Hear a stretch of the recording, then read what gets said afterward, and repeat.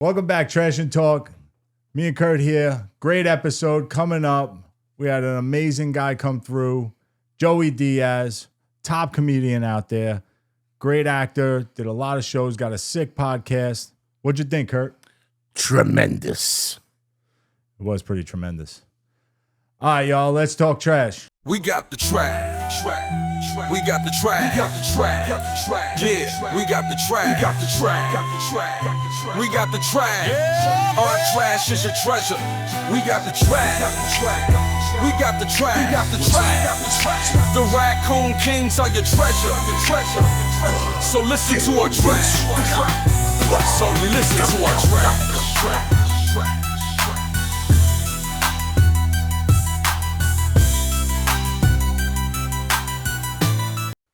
Start it up. All right, let's roll. Let's go. Welcome back, Trash and Talk. This week, me and Kurt have a special guest. I mean, you're one of my favorite comedians, I gotta be honest. You just make me laugh my ass off. Actor, podcaster, and now professional GTA 5 player? Why not? Fuck it. I'm Joey 63. Diaz, Time to welcome, brother, welcome. Thank you for having me. Welcome. It's a beautiful basement. Tremendous. Tremendous, brother. Tremendous, brother. How you doing, Joe? Pretty damn good. How you feeling? Good. You know. Yeah. Knees doing good. Last time I saw you, you just had knee I surgery. went to boxing Thursday and I twisted, and today, whatever, he said something to me. I can't go back until the knee. But that's it. Everything's good. I'm off the fucking pain pills. And that's the most important thing. Yeah, The those quicker you things get can off jam them, you the fuck up. then everything, and it hurts. It fucking hurt. But PT, I had to take them. But I tried to eliminate them. You know, I did a couple, because you could just take Tylenol or some shit. Yeah. Yeah, What'd Tylenol, codeine, you have and some done? shit. The knee was already fucked up, and they put a thing in there, a replacement, and then I messed it up. The thing was bogus from the beginning. So you had a knee replacement? Yeah, in 2021 when I moved here. Okay. I moved here in 2020, and 6 months later, my knees went to shit. But interesting fact, you know why my knees fell so? Like, I was doing great in L.A. because I went to cryotherapy every day, and it was dirt cheap there. Okay. Because it's on every corner, so it was dirt cheap. And this one was next to my favorite weed store. So I would go kill two birds with one stone. That's a beautiful thing. They had the cryotherapy and the red light and everything. And now I still go to Chill. Chill's great. I was in there today. At the Which one's hyperbaric that? chamber, right in the 9, right by Lavodi's. And all Okay, that. okay. Chill's great. They got everything in there. Red light sauna. They got the cryotherapy if you want to freeze to death. I don't do that till the summertime. Have you done the red light therapy, like in like a tanning bed type red light therapy? Yeah, that one. No, I've done the red light tan. Then they have the closet. Yeah, I've done Were the you red sitting light, there the for red 40 light 10. That's the only one I don't. So I had both done. 43 Both minutes. knees done. Replaced? Both replaced. Yeah. How long ago? 22 was the first one, and then 23 was the second. The other side. How do they feel now? I'm overweight, so I don't think I'm getting the full benefit of it, to be honest. But a lot better. That pain, that grinding pain, and when you're driving gone. pain, Yeah, is all yeah. gone. It's gone. It's a different type of thing. It's just clicking and shit because I'm too heavy. Who gives a fuck? All right, yeah, let's stop talking about all our miserable Ailments? parts of our lives. I mean, The come on. ailments? I want to know about Joey Diaz. And, wanna know? Little basic stuff. No, listen, we know most of the stuff, right? So even Right. putting questions together for this, it was tough. I was trying to find things that I've never heard you answer. Okay. And I know the basic stuff that we start Right. with is like just our basic, because Yeah, we we want to can get just into bullshit. how you got into comedy and all that stuff, acting and all that. That's pretty much going to be the baseline of what we're going to Okay, ask. I don't care. As long as Whatever you that's wanna cool talk with you. about. Yeah, it's cool with me. All right. And I appreciate you coming out. It was awesome how we met. It was great. It worked out, I'm a Staten Island easy, guy, so I'm good. But no fucking drama. no drama. No fucking drama. drama. It's not worth it. So just to let everybody know, where were you born and raised? I was born in Cuba, but I was raised in New York City. Really in Union City, New Jersey, because my mother had a bar there, So you were raised in a bar. pretty much. So All right. I mean, that's half That's of not it. bad. That's half of it, brother. so when did you leave Cuba? 66. How old were you? 3. Did you come in a boat? No, we You- flew, like- like, you know. 'Cause I saw that They one were here kid. previously. Okay. They pretty much grew up here. Did These you two come fuck- on a boat? What the fuck They, was that? they came later. Those were tough motherfuckers. Yeah, but- they fucking rode their asses all the way here. like, put you, every crazy time you're having a motherfuckers. bad day, Think about it. Some motherfuckers get on a raft in Cuba. He's going to go 90 miles to get the fuck out of there. With a stick. And you're complaining that your mortgage is 3 points higher than what You're you right. predicted. You're fucking right. Horrible. Once you put that into perspective, you go, fuck the I mortgage. It ain't agree as with bad that. as it did. Yeah. Fuck No, the I get it. mortgage. So 4 years old, you leave Cuba, you come to New York City. And boom, my dad dies. Oh, Like shit. 6 months later. So it's me and my fucking mother. But she had come here when she was like 16. okay. And then when she was younger, she became friends with a Puerto Rican girl, and they were running numbers in the Bronx. I remember you So talking that's about how this. it all started. And then they gave her a bank, which was a Puerto Rican girl, and they were making bank. Really? But this is 58. Yeah. So there was no fuzz really. There was around. no. They were paying people off. It was simple No, like that. and it was even before that because she met my dad in like 56. Then they had my sister and then me, but they went back to Cuba. Okay. They I missed never it. got the answers. Yeah, like why? I mean, I guess yeah, like you say, you never really asked those questions. No, but you like, didn't know. why would you don't remember it? You were young, but I was young, and my knowing sister how people were stayed. trying to get out. Yeah, and my sister stayed Your sister stayed in Cuba? because she wanted to finish out the school year with her grandmother like a fucking idiot. And then after that, Fidel really locked it down. Did you get her back or? What? How good were the schools? Yeah. I'm wondering. It was St. like, John Vianney, you know. It was I the don't St. John fucking know. Vianney. I don't it was the fucking Harvard know, you of know. Cuba. It was just a good school. She was, if I was 3, she was maybe 7 or 8. Okay. Oh, No, I get it. She didn't want to leave. So and then your whole life as a kid, you grew up in Jersey City. no, pretty I much. grew up in New York. Well, here's the deal. My mom had the business in Union City, Okay. but I lived on 205 West 88th Street. Okay. And I went to PS 166. But it gets better. They had a bookie operation. It was on Tremont You Avenue. used to carry the bag. So I had lived on Tremont. I didn't live on Tremont, but that's where I spent. That was my after school job. Carry the bag. Yeah, because Cubans don't believe in fucking. Yeah. Unless you got a Stealing grandmother. and all that. Unless you got a grandmother watching, you're not gonna put you in no daycare. So right. So I was always with my mom. It's a pretty good first job. Yeah, How old- I didn't how know what old I was that? doing. How old 6, 5, that type of shit. But the old school way, where hey, Tickets, yeah. take this over to that doorway. Yeah, and it was like Give it to 50 Joe. feet. But I remember like going to the Bronx, and I liked it because there was an Italian deli on the corner, and the motherfucker would put sherbet with 7-Up in those days. There was Okay. no Mountain Dew and none of that shit. This was an old Italian guy. He made his own 7-Up. Yeah. Fucking unbelievable. Really? That's all I would do all day is You know, he's they would good give me for like, $2 per Yeah. run, and I would spend $1 with that old Italian guy. Pizza and the fucking sherbet drink. not so That's bad. all I remember about the Bronx, Yeah. The good old days. But what other jobs did you do as a kid growing up? I worked my mother's bar. I had to fill the ice Okay. and load the beer and clean the bathrooms. And when I was like a kid, I was a nerdy motherfucker. I believed in treasures and shit. Mhm. So every day, her and the bartender would fuck with me, and they go, "We think there's a treasure." So when I'm like 7, and it's like, it's like 1970. And my mom goes, "Yeah, they found a piece of paper. The landlord, he says there's a treasure, the king of Union City in 1718.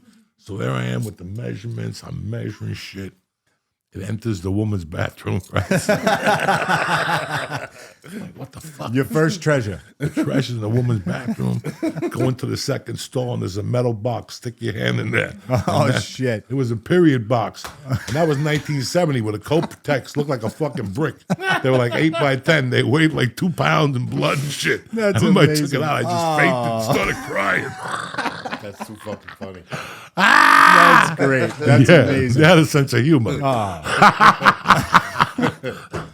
Like shit But like that's that. no, but it's funny because the next question I was going to say, like, the difference is now how kids are growing up. Yeah, to it was what too, we grew up too at, close. you know. It was too... You're older than me, but not that much, and Yeah, it was grew up fucking differently. Yeah, like we grew up completely different in the 70s Different and world. 80s. This shit now, It's I couldn't just- even run half this shit by my mom. No. Like I couldn't even run it. Like they would, come on, guy.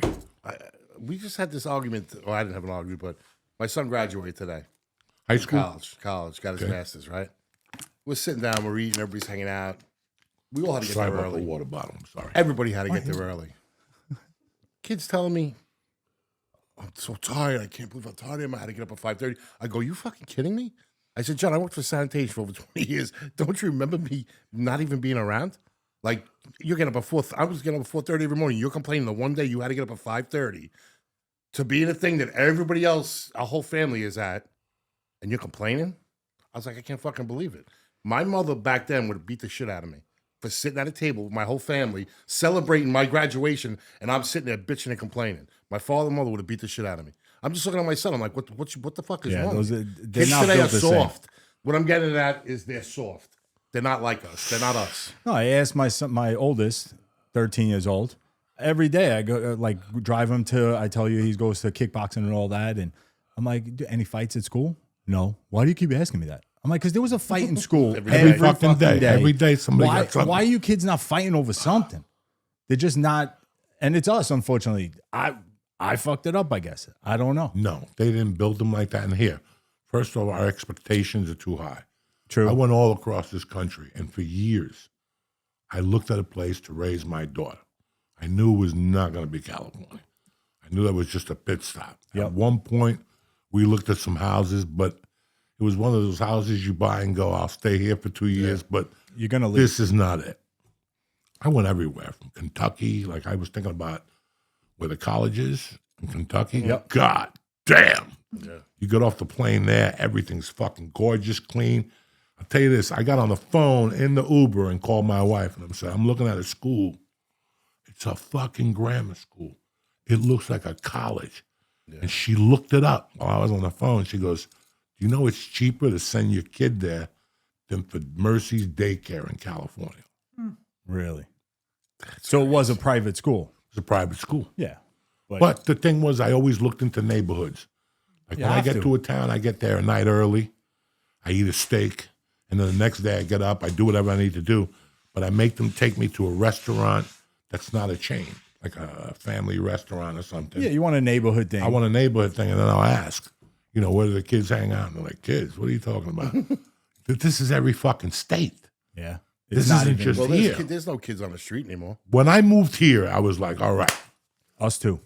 this is it. Yeah. Fucking, my kid's the only one out there. I went to the park, went everywhere, 90 degrees out. Yep. Nobody's on Marlboro, beautiful courts. Beautiful fucking courts, not a kid out there. My corner, I got the Pumas. Yep. I got kids. Mr. Softy don't even come on our fucking block. You hear him on the 9. He only goes to buildings and shit. But they don't even have Mr. Softy. They got this ghetto ass fucking guy. No, in I the got Mr. van. Softy. No, we Goldie. got the We got van, Goldie. playing Yeah, some no, fucked up no, music, no. jamming we viola. still have them in our neighborhood to set out. No, we don't have. Yeah, them. because they're old. But no, They're doing something I else. thought that, no. No, it was the same thing when we looked here. there were Very kids, seldom. before we bought the house, there were kids on the street playing. There was people around. Now all of a sudden, and I don't know what changed. I don't know of any fights. I know most of the neighbors, but it's like, where the fuck did all the kids go? As they got older, and we do have a lot of older people around here, so there are younger people with younger kids coming through. But listen, as the kids get older, they stop hanging out on the street. They're going out now. Yeah, but like it's you guys got to remember something. It's a lot different now than when we grew up because travel sports is huge. It's the huge. younger That's all it kids, is. It's all year long. So all those times when you would be playing pickup game, doing whatever you were doing, those kids are all in travel sports now. Soccer, basketball, football, baseball. Not really football, but baseball and soccer and basketball. yeah. Well, you were saying it's starting this week for you. Yeah, You're this is going to it. be all weekends are done now. And I'm good with that. I don't give a fuck. Yeah, well, you enjoy going I'm there. in the sun. I smoke Yeah. some dope. I put sunglasses on. Nobody knows nothing. You know what I'm saying? My wife makes sandwiches. I think they know. I got no Just put on problem. SBF fucking 10, and I just sit there. Yeah, I don't know nothing. Oh shit! I don't know dick. Yeah, it's just sad. But I'm kids aren't the glad, same. guys. Listen, I had a fucking blast growing up. Me too. We haven't even gone into the details. I haven't even had a blast growing up. But I think about last week. There was Friday.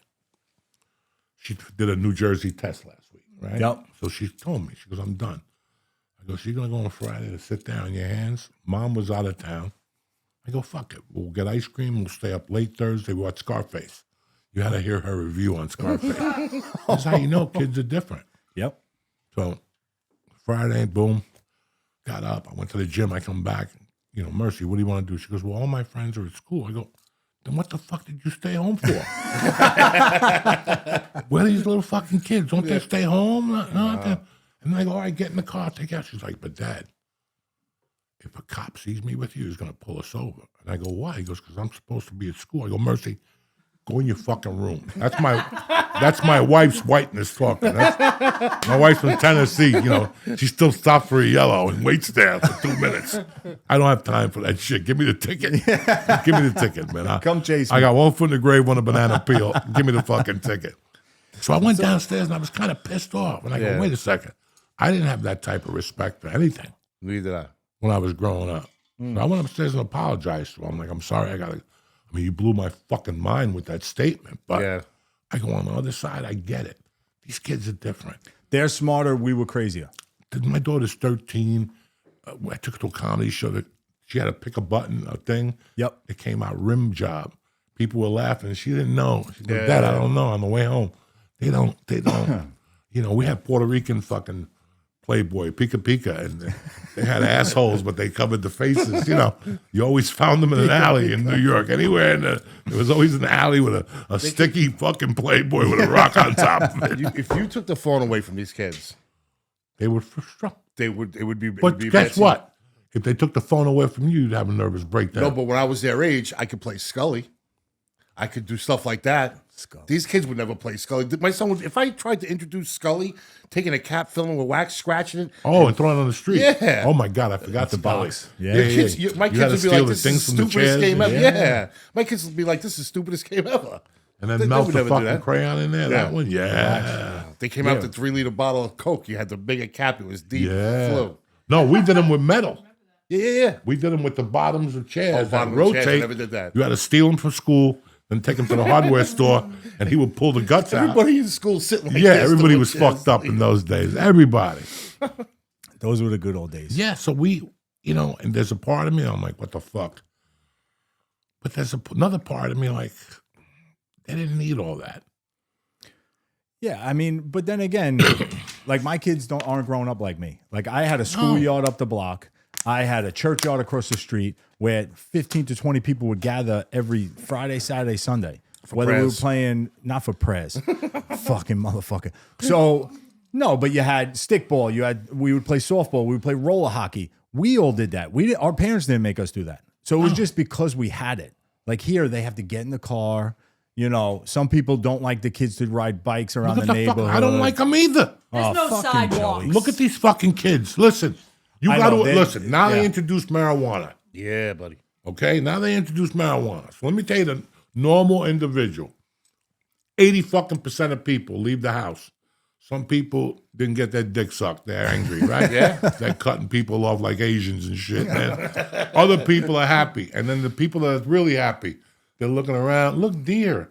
You know, those fucking Oh, yeah, idiots. they're out there. I need to get to where I'm going. Yep. So that's the school of frame I'm from, right? This fucking town, if you smoke pot, so everything that you do, the texting, the pot, Yeah. now you're True. down at 10%, man. I don't have time to put my kid up against 10%. Not on fucking Willow, not on Union fucking Hill. Oh, 520, Not on the yeah, fucking 520. It's just, I want them to do it once or twice. I'll pick them up. I'll drive them at the rec, and then they'll walk to Wawa. Okay. And I'm good with that. Yeah. And then I'll pick them up. One of them goes, if my feet are tired. I know. Yeah, I know. But that's the thing. We were out all day. This is Joey, a different our world, parents brother. couldn't get us in the fucking house. No. Now it's we a can't get these kids different out of the fucking house. world. There was a mom at home at 3 o'clock. True. All right? There was a mom on the neighborhood that you make cookies for everybody. There's no moms at home because they got to fucking work now. Yeah, true. Okay, so your kid comes home. I told my wife, somebody's got to be home at 2:40 every fucking day. And if you're not going to cook something, let me know so I could stop and get something. Yeah. So when she comes in, I'm watching her when she walks in. Kids, because that's when I got in trouble. That's when I went peeping and found shit I wasn't supposed to find as a kid. Those 3 hours at their home, you're fucking dig. Yeah. You're digging. You're finding shit, you know. True. Look, she's laughing because she fucking was one of those people. You found your mother's dildo and shit. Yeah. You, this? you didn't know you smelled it and shit. You didn't know. Where was this? What do they use this for? Wow, that's a No, big true, gap. and I get it. You know, yes, it is hard, and everybody's working, right? In all Everybody's reality, working. Everybody's so the working. kids built differently. In LA, they come to a nanny. I wouldn't get a fucking nanny if you fucking paid me. Yeah, I mean, to the point where I'd go to Daddy and Me pool. I paid when she was 6 months old. Everybody in there was a Mexican woman. That's fucked up. And I would go, what the fuck is? And all the parents would be sitting there.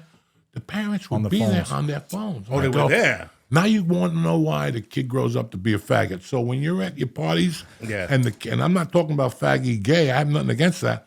But when they're like fucking mamoosh, when you're at your dinner party, talking about how could Rob Reiner do that to his father? There you go, motherfucker. Yeah. I had a guy that had a kid, I'm not going to say his name, on a movie set, and I asked him, how's the baby? He goes, fucking great, since we got a nighttime nanny.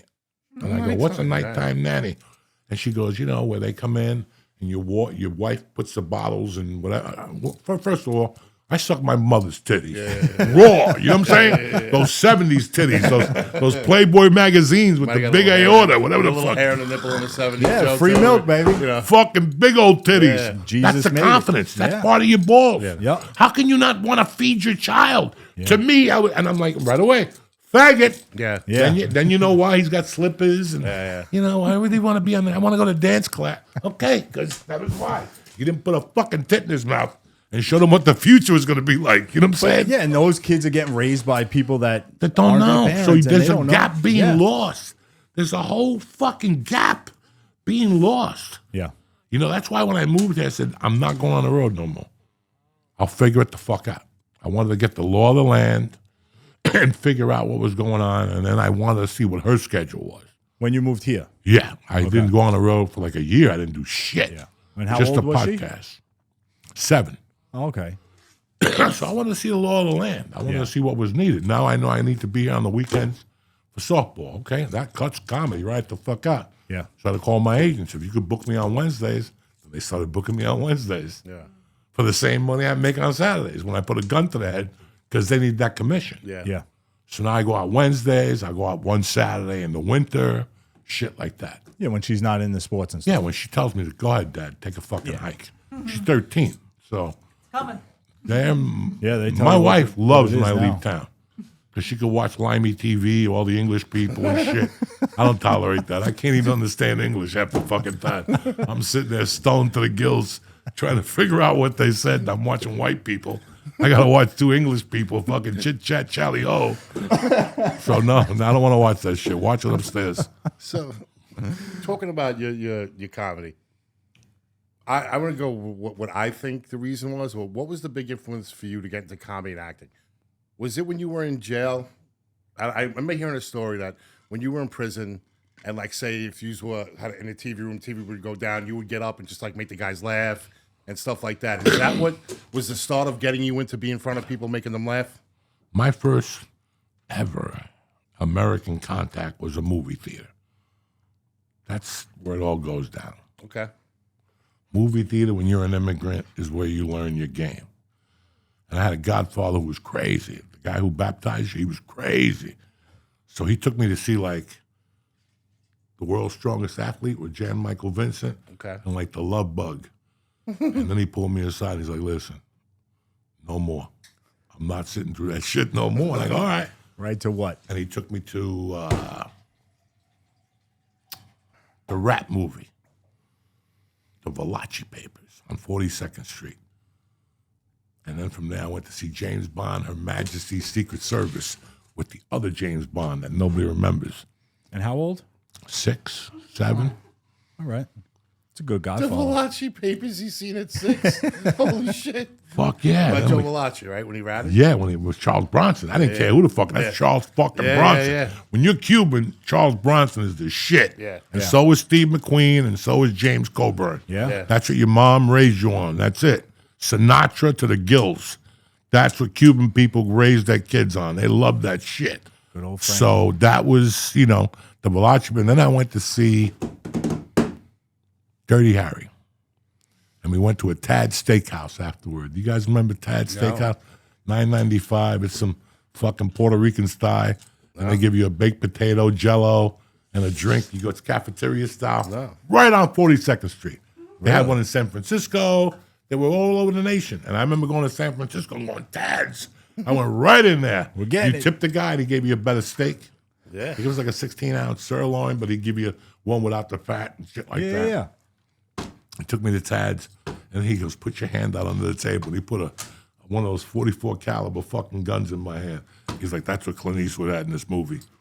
Hold it. See what I'm like, what the fuck are you doing? And after that, he started rolling joints in front of me. And then I was like 8 or 9, and he'd take me to the movies, take me for a haircut on 57th and 7th across from the Sheridan. And then he'd take me to some part of Jersey, Edgewater, and he had 2 girlfriends that would snort coke and go down on each other for like an hour. And I'd be there. I was like 10 or 11 and shit. Just sitting there like, I don't even know what I'm doing here. Screw the magazines in the woods. And my mom knew nothing about it.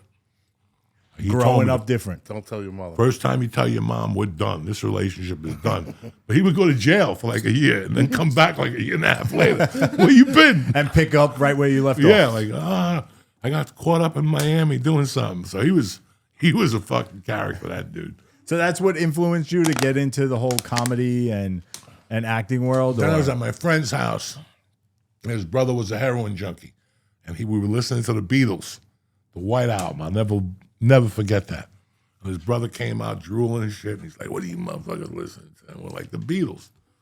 And he put on Richard Pryor, Bicentennial. I can't say the word. Yep. And when I heard that, I thought my heart was going to fucking blow up. I had never heard anybody speak like that. I heard my mom speak like that and the people at the bar, Yep. but never did I hear anything like that. And I fucking went nuts. Yeah. I was like 10 or 11. I bought that one. Is it something I said? And then Bicentennial. That was 76. I was 13. Yeah. So I was off and running with him. Everybody liked the other guy, but I liked Pryor because he talked about cocaine, and that was going on at the bar. I was watching these motherfuckers jaw and shit. So I knew they were up to It something. was swinging, right? The Joe was swinging. Swinging, dog. So I knew. So I always tend to Richard Pryor. Then Eddie Murphy came in 82 or And something. who else was big when Richard Pryor was there? What was the guy? George Carlin? George Carlin. I was always a Richard Pryor guy. Yeah, yeah. But he was around the same time, right, Carlin? Yeah, and then Freddie Prinze came out. Yeah, Freddie Prinze. And I always loved Red Sanford, Sanford and Son. I got one of his albums, Big Fat Ass, or whatever the fuck that was, and I went over. So now in my house, I would have to put Pryor, Yeah. and then put the Beatles on top in case my mom walked in. I would have to drop the Beatles on Pryor so she would never hear it. And there's a kid today, Ray Canella. I'm still friends with him. 6th grade, we were in a band together. His mom threw me out because I brought Richard Pryor albums to the house. Until today, when I talk to Raymond, he's like, whenever I say I talk to COCO, she goes, that motherfucker, I'm still mad at him about those albums. She never forgot about you because of those fucking albums. I brought him everywhere. I thought everybody should listen to this shit. I brought it to school. They threw me out. Because nobody was doing that. No. He was wild. Same thing with Freddie Prinze. He was different, and then he died. How young was he when he died? He was Young. And now I listen to Freddie Prinze. He was fucking terrible. He was 20 Now something I years put old on an back album, then. I'm like, though. how bad was this shit? But he was young. He was in his 20s when he died, right? 23 or something, man. Popped out that kid though. Yeah. Popped out a little famous actor. Yeah. So what? I mean, I don't think it was so comedy. Do you think it was a life and death kind of thing? Like if you didn't get into it, When I got into it, yes, because I got locked up, but I knew I was going back to college. So in the back of my mind, I was still going to get an econ degree and move to New York City. I got out and the college wouldn't accept me because of the felony. So I had to take them to court. It was fucking wild. And I'm like, you know what? I'm just going to drop this. It was just stupid. And then I saw a list of the things I couldn't do as a felon, and I'm like, then they offered me when I left, they said, if you go to Social Security, you could just claim disability. I was 25 years old. They're like, you could claim disability and they'll mail you a check every month because you're disabled. And I'm like, how the fuck am I disabled? Yeah, what like, was you're going on? disabled. You went to prison. So you're not going to be able to get a job. And I'm like, what the fuck? I never knew that. Yeah, it's fucking crazy. They give you disability, guys, when you get out of prison. I don't know if they still do, but then they did. So it's like $1,200. And I remember going, how are you going to live the rest of your life on $1,200, And I started thinking about it, and I was working for my in-laws. They had a roofing company. I was an estimator. Okay. And one day it snowed, and I stayed home, and Punchline was on. The movie with Tom Hanks and the chick from My Favorite Nun, whatever the fuck. My favorite. Yeah, whatever. Whatever. Whoopi Goldberg? No. Forrest Gump's mother. Yeah, she's still around, and she's still good, too. Forget her name. I thought Whoopi was your favorite nun. No, That's why I this figured that's who it was. She was Robert, what's his name? Redford? No. Remember, she was always in those movies with... Oh, Bad News Bad. No, Smokey and the Bandit movies. Yeah. She was Frog. really She good. played the frog. That was her nickname. I What's don't his name with remember the her name. mustache? The Trans Am. Yeah. Burt Smokey and the Reynolds. Bandit. Burt Burt Reynolds, yeah. Burt Reynolds. You know her name? Any of the girls over there? What? There you go, Sally Fields. That's it. But Don't be afraid to speak I saw up. Punchline, and it just did something. At the time, I'm on probation, about to have a fucking kid. I'm like, what the fuck is going on? I just got out of prison, and I get thrown, and I don't mind. I'm doing great, but at the same time, I'm like, I don't want to do half of this shit. It ain't going to cut it. This isn't what I should be doing. No, so I'm on the roof Monday through Friday. Then on Saturdays, I watch the baby, and then on Sundays, I go to your in-laws' house. And then after 40 years, you're going to give me a fucking watch and tell me to go fuck myself? Basically. I looked at it that way, and I was like, I don't know. There's something got to be. I tried sales. I was great at sales, but something was missing. I wanted to be a mason, Okay.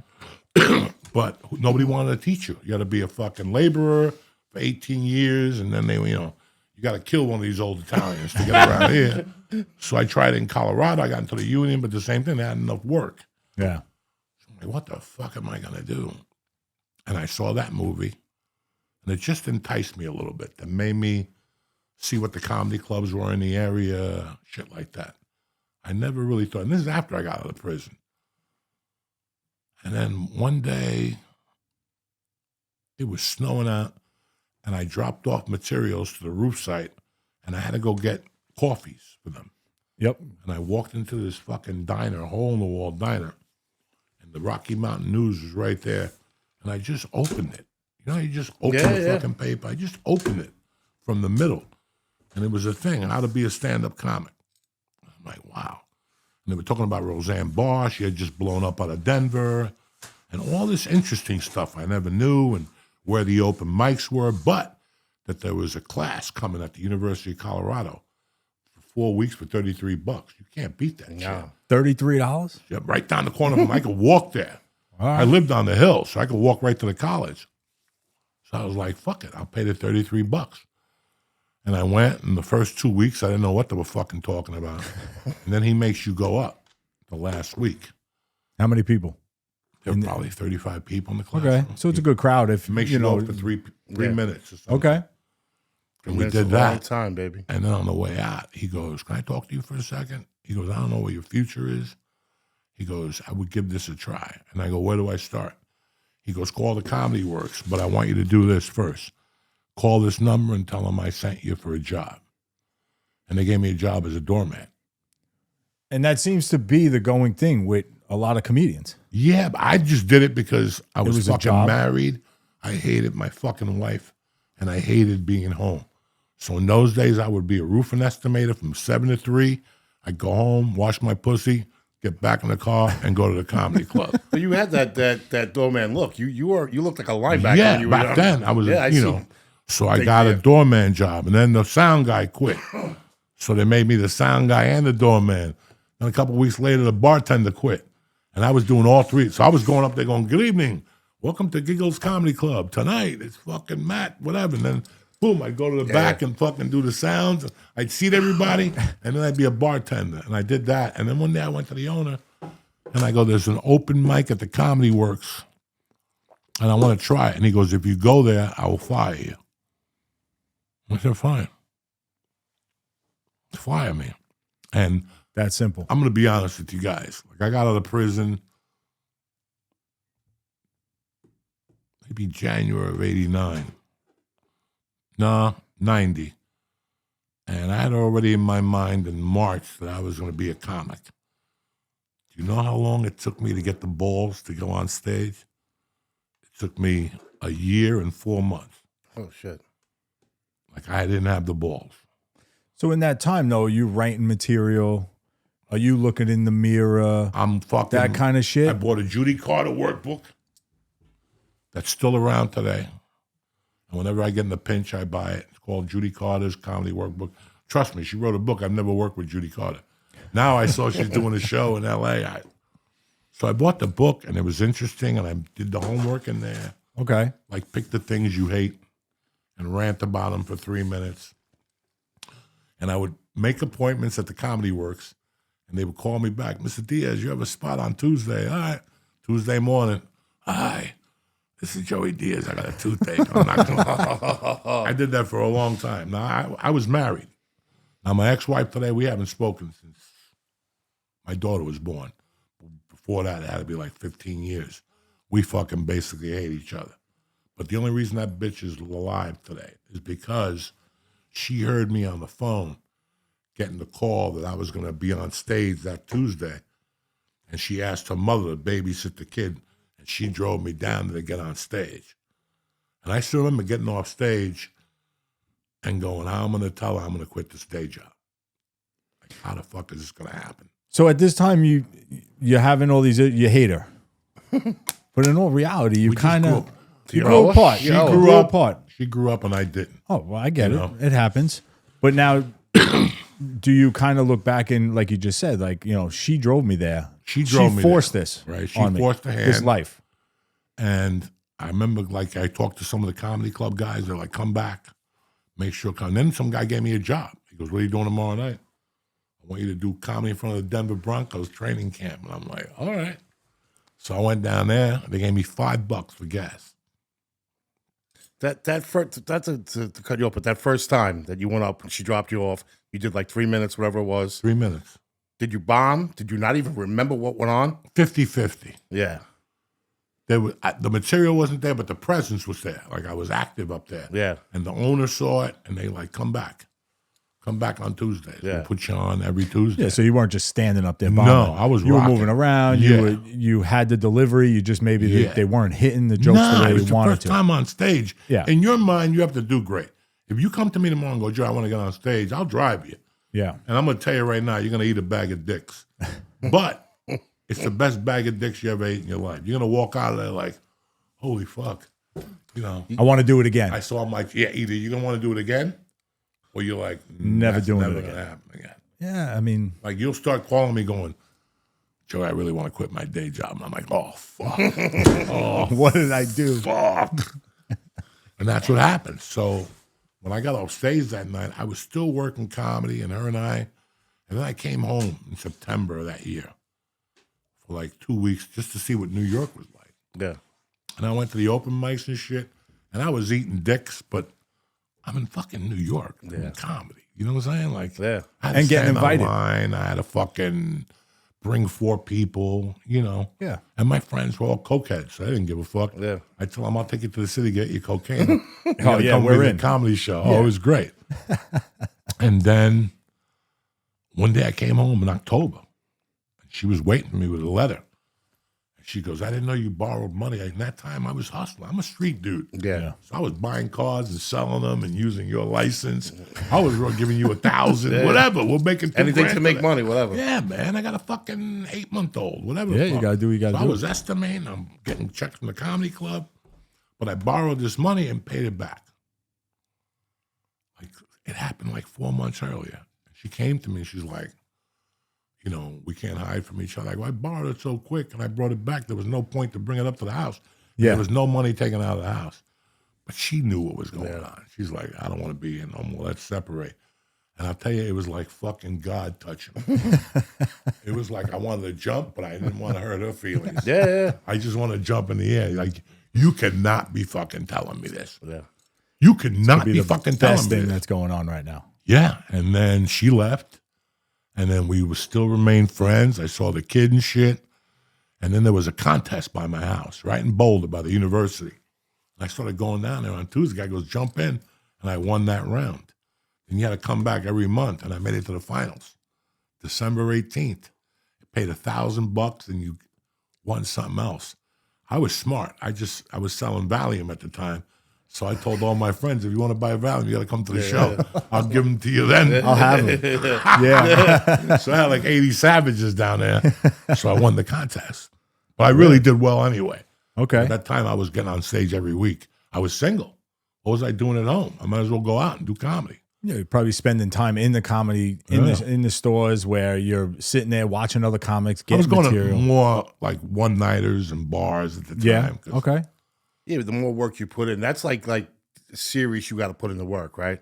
Like Well, going I to the didn't. I gym. wasn't working then at that time. No. I mean, like going to the gym type of Yeah. stuff. You got to like seriously work on that craft. See I what's didn't hitting. I didn't really know. The first year or two, you go. There was no internet. It's not like I'm going on the computer. Yeah, it's not like today. Nothing. You had Britannica, and they had a picture of like fucking Jesus' first stand. You know what I'm saying? Like, you threw rocks at him. He didn't make a dime. Oh shit. And that was it. So you felt your way. You got advice from other comics, but you felt your way through this. And then that trip to New York really opened my eyes. Like, I'm like, holy fuck. Then I went back. We got separated. And then I started my joint in Colorado. And it was Tuesdays on Boulder. And then I would go to Wisconsin. I would go to Wyoming to do an open mic on Friday nights. On Sundays, I would drive 8 hours to Kansas to do an open mic. Get back in Putting the it car in. and drive 8 hours home. Wow. So it was rough. It was like, what am I doing out It's here? a tough life, man. But you knew the hustle not that you easy. had to put in. I didn't know the hustle yet. You didn't know the I hustle. had no idea. And then I came back in 93. And I moved to Cliffside and I drove a limo. And that made me go in. And one night I saw John Leguizamo at the old Triple Inn. I was on stage with there one night and there was a girl giving a guy a hand job. It was like 2:30 in the morning. We're all hookers and shit. I'm like, where's my life going? This is fucking terrible, The open mic started at 11. It went till 5 in the morning. Right like by the Bowery somewhere down. This is 93. That's when New the York Bowery was kicking. Still bro. on fire. Yeah. That's when the Bowery was at its And, fucking I would peak. get there. I would drive a limo and I had to pick Japanese people up at JFK. So I would sign up at 11, come back at 2, and I'd still be an hour away. Really? I go like, what the fuck? And there'd be 4 people. And then one night, like, Zamo came in at like 2. There was maybe 8 people in there, and it was like an HBO special.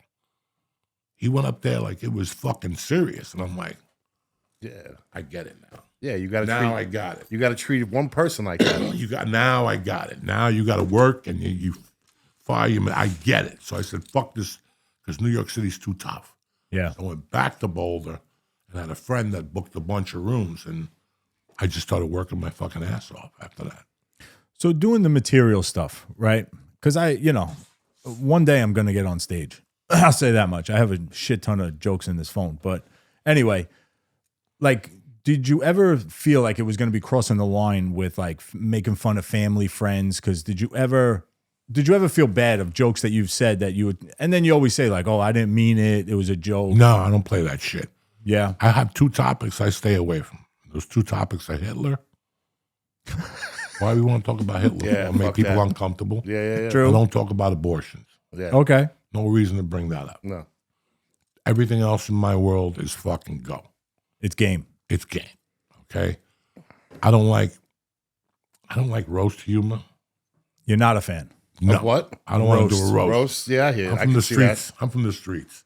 You say something, I'm going to punch you in the Fighting. fucking mouth. Okay? Yeah. Let's leave it at that. All right. I respect that. And I They would get say- cute at those roasts. Don't get cute with me in front of your friends. I'll bust this fucking microphone. So I already know me. Yeah. So I don't get involved won't in do well. nothing. Yeah. So kind of in the beginning, I knew. And then like by the 5th year when I said, fuck it, I'm working dirty. I'm not working by the book. I don't want to be on the Tonight Show. Yeah. I don't give a fuck about David Letterman You're being anymore. true to yourself, right? Yeah, so I stuck it out, and people hated me. Then I got to L.A., and, I stayed in Boulder as long as I could. And then I met a girl in Michigan, Memorial Day weekend. It was our 31-year anniversary. She called me. We're still dear friends. I'm a godfather to a kid. I met her. She was stripping in Michigan, and she said she was moving to Seattle. And I'm like, dog, come get me. That bitch showed up. Really? 10 days later, the Boulder picked me up. She's moving to Seattle, so she went up there. I gave her some loot. We got an apartment, and I was up there 2 weeks later slinging jokes up there. And I stayed up there for 18 months. How was the comedy scene there? Seattle? Excellent. Yeah. Excellent, because it rains. Everybody's You got a indoors. port, It everybody's rains. going But in inside. the summer, you're not going to have anybody at your show. Exactly. It rains. Yeah. So in the summertime, people are not going to be inside.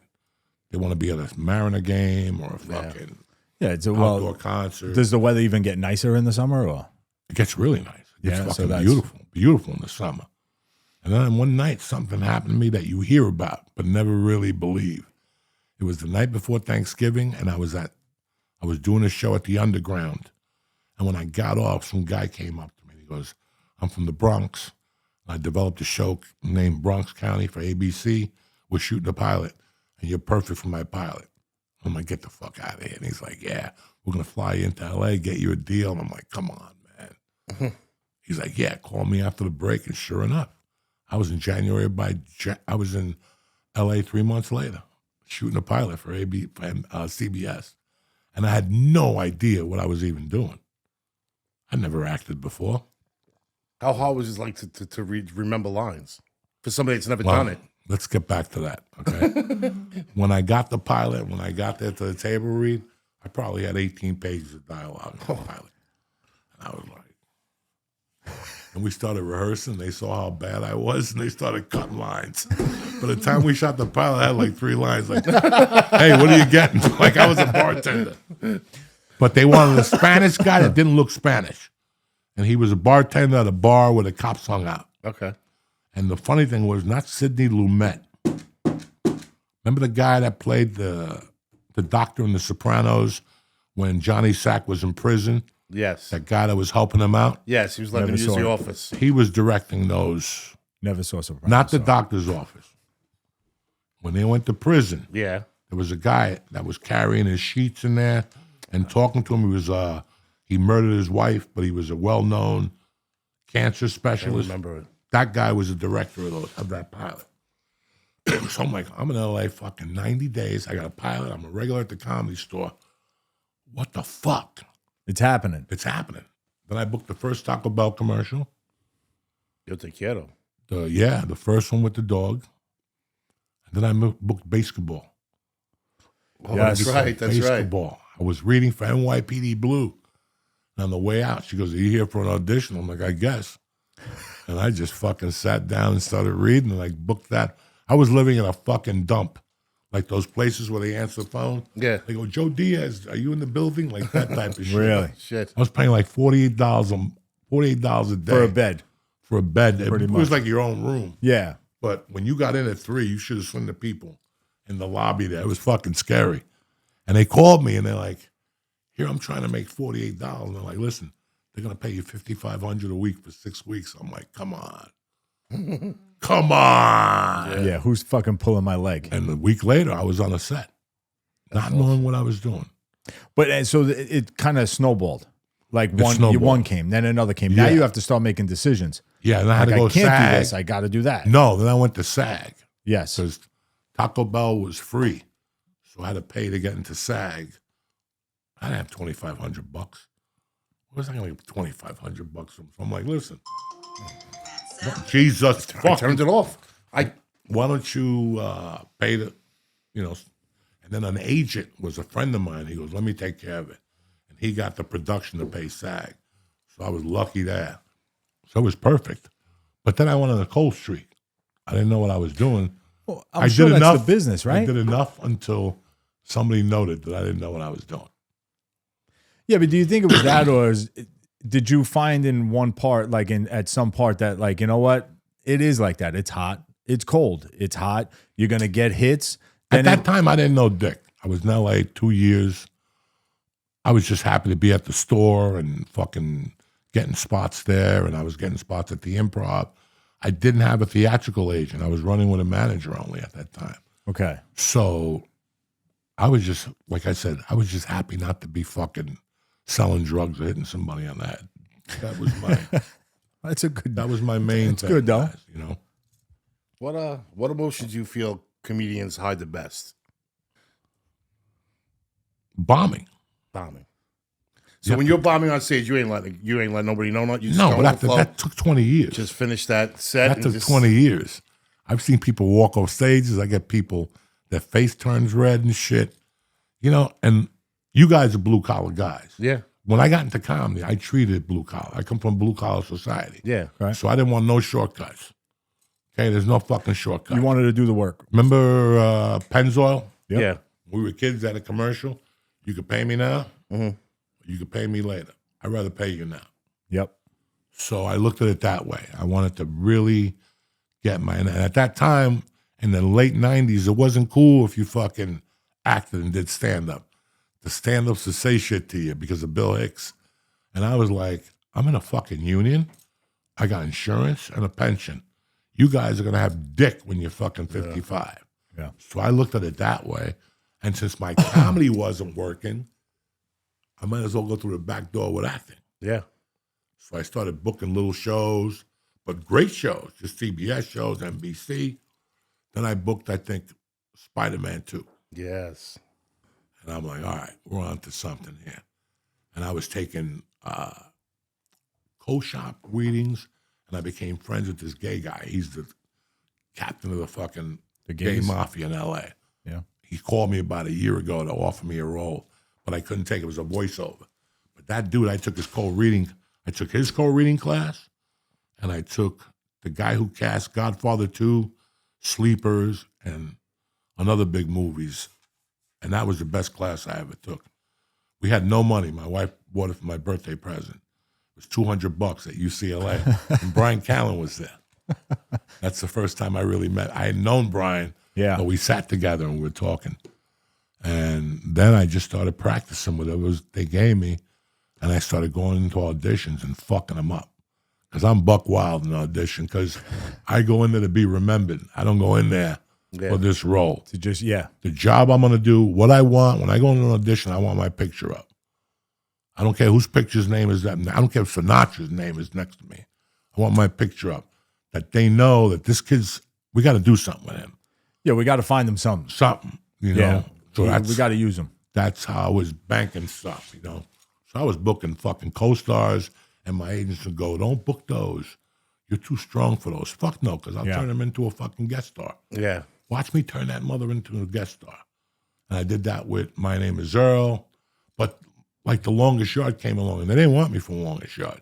Really? They wanted Big Pussy or the football player from New Jersey. The guy who died from Bergen County. Siragusa. Okay. They wouldn't even let me read for it. I was in Houston doing comedy, and I thought about it one night. I was getting stoned, and I'm like, no disrespect to Vincent Pastore. He's a funny guy, but he's not a comedian. And Siragusa's a funny guy, but he ain't a fucking comedian. No, not at all. Adam Sandler works at comics. So the next day I went to Play It Against Sports, and I bought like a kid's football shirt. I was 315 at the time. I bought a kid's football shirt, and I bought like a fucking helmet for midgets. And I put that motherfucker on, and I made my buddy throw me catches, and we put it all on tape. And I got the old Longest Yard and took the lines down, and I did them in front of the camera, and I sent it to Adam. Within a fucking week, they had me at the Four Seasons Hotel for lunch.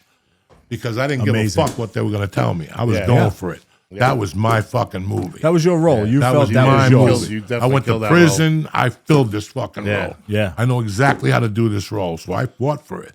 Then I got American Gangster that way, but then when they recast it, they didn't recast me. But I was the attorney in American Gangster. I started sending tapes. Like, hustling. Fuck what you want. Yeah. Because I know your job is to get the movie cast. Yep. So I would go into pre-production. I would wake up in the middle. I'm a fucking nut. And I would look at movies in pre-production. Anything that had New York on it got an envelope from me. And if I could walk it in there, I would walk it in there. But then 9/11 came, and all that changed, security measures and shit. Yep. So that slowed me up a little bit. I'm a type of motherfucker, I walk it in, bitch.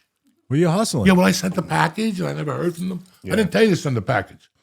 I told you to walk that fucking application in.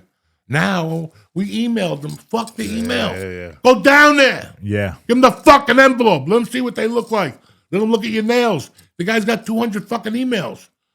Everybody wants to email. I emailed them. 100%. So I'm blue collar. I call you at 9 in the morning. Yeah. I had 3 agents when I booked The Longest Yard. In my world, whoever books the job gets paid. Yeah. You other motherfuckers, I called, but I didn't answer. Next, call. Call. Yeah. I don't want to hear your shit. Call. Yeah. Oh, well, I didn't get a hold of him. The third guy called me. I got a hold of him. They'll send you the sides. That's the motherfucker there. The other guys called back. Well, they don't want to see you. Yeah. You're out. You're out. Yeah. But how many comedic actors, how many actors will just not even do what you just did, and they possibly could have got something because they did what you did? You know what I mean? Like if you feel it in your heart, you could pull that off. That's your spot. That's your life. That role. Fuck it, I'm going for it. Right? You might as well. And I'd gone for What's so the many worst they roles. could say? I'd gone for so many take roles a hike. like that, and I lost them all. Yeah. From being a pussy. So I was like, that's it. I'm going in there. Like, You take what you want. Dog, I had an audition. I was like 350. I had an audition for a pilot MB. This is the school I come from. I went to 2 auditions. There's 2 roles you're going to see me and go, Joey, how'd you get that? One is How You Met Your Mother. Okay. If you see me in that episode, you're like, he's an extra. Not an extra. They hired me, but they hired the wrong guy. And they didn't know till I got to the set. Because I went to the audition, there was 3 women, and there were 3 women producers. And I didn't know I had a hole in my pants. So I went to read for the producer. When I sat down, the arm caught my pants, and I had no underwear on. My dick came out, and I looked at them, and I go, did you see the Cuban egg roll? And they fucking died. They died so hard that they sent me home, and on the way in my car, the agent called me. He goes, they want you to go back and read. They had already booked you. They booked you, but they just wanted to make you read. They forgot. Yeah. Like, I'm one of those nutcases in an audition. Fuck them. Yeah. And another time I went to an audition, and I saw all these big Italian mob guys. All of them were in there. And if you were big, you were at that audition. Frank Stallone, a bunch of dudes. And I get there, and I listen at the door. I always go to the door. I make believe I'm standing there, but I'm listening To what's see going what on. you're doing and what you're doing. Yeah. If you 2 idiots sound the same, I'm busting it differently. Yeah. Yep. I'm going to sing my song a little differently. So I stand by that fucking door. So I heard everybody doing the same shit. So I went in there, and it was for like an obnoxious mobster with a gold chain with like underwear on, water in his lawn, like he's like a Puerto Rican gangster because he lives like in a shit neighborhood, but he's got like this Puerto Rican pool, and he's got like his kid in it, and he's like grilling a hot dog, and he yells to his neighbors, look at me, like he's successful. Yeah. He's a fucking nerd, the guy. He's out there. So I read that, and when I walk in, I got underwear on, and I got sweatpants. I'm 350. I'm sitting there, and I walk in, the ladies go. So I thought about taking my pants off before I walked in there already. So on the walk in, I go, how am I going to take it off without them seeing it? They go, hold on, Mr. Diaz, we have to fix something. We'll be right back. Boom. When they walked out the room, I stripped down to nothing. Just the fucking underwear. And I hid by the door with the door closed. So when they came out, I just stepped in front of them. They're like, and also I did the audition. I'm like, living like a doctor. Fucking scratch my nuts. Fucking booked it. Killed it. Like, because I go in there to be nuts. By the time I leave there, I don't even want them to think. They were looking for a black guy. But I walked in there. They were looking for a French guy with a. Yeah. So I started doing that. And that was from Dice Clay. Dice Clay once told me, when you read, fuck with them. He goes, when he booked Crime Story, he read the audition backwards. And they kept telling him, you gotta, nah. This guy reads it this way. Because everybody else goes in there, hi, oh my God, we have a mutual friend. Yeah. I brought you cookies. Kissing ass. Yep. Why you bring the cookie? You just lost, you fuck. Yeah. You walk in there like you own the fucking joint and take your chances. And like you said, the same, right? So if you got 3 or 4 guys that look the same, now they're going to go in and talk the same. Why the fuck do I want to be the 4th guy? Be different. Go Looking in there and exactly. dance, rip your pants off. Yeah. Do whatever you take to be fucking different.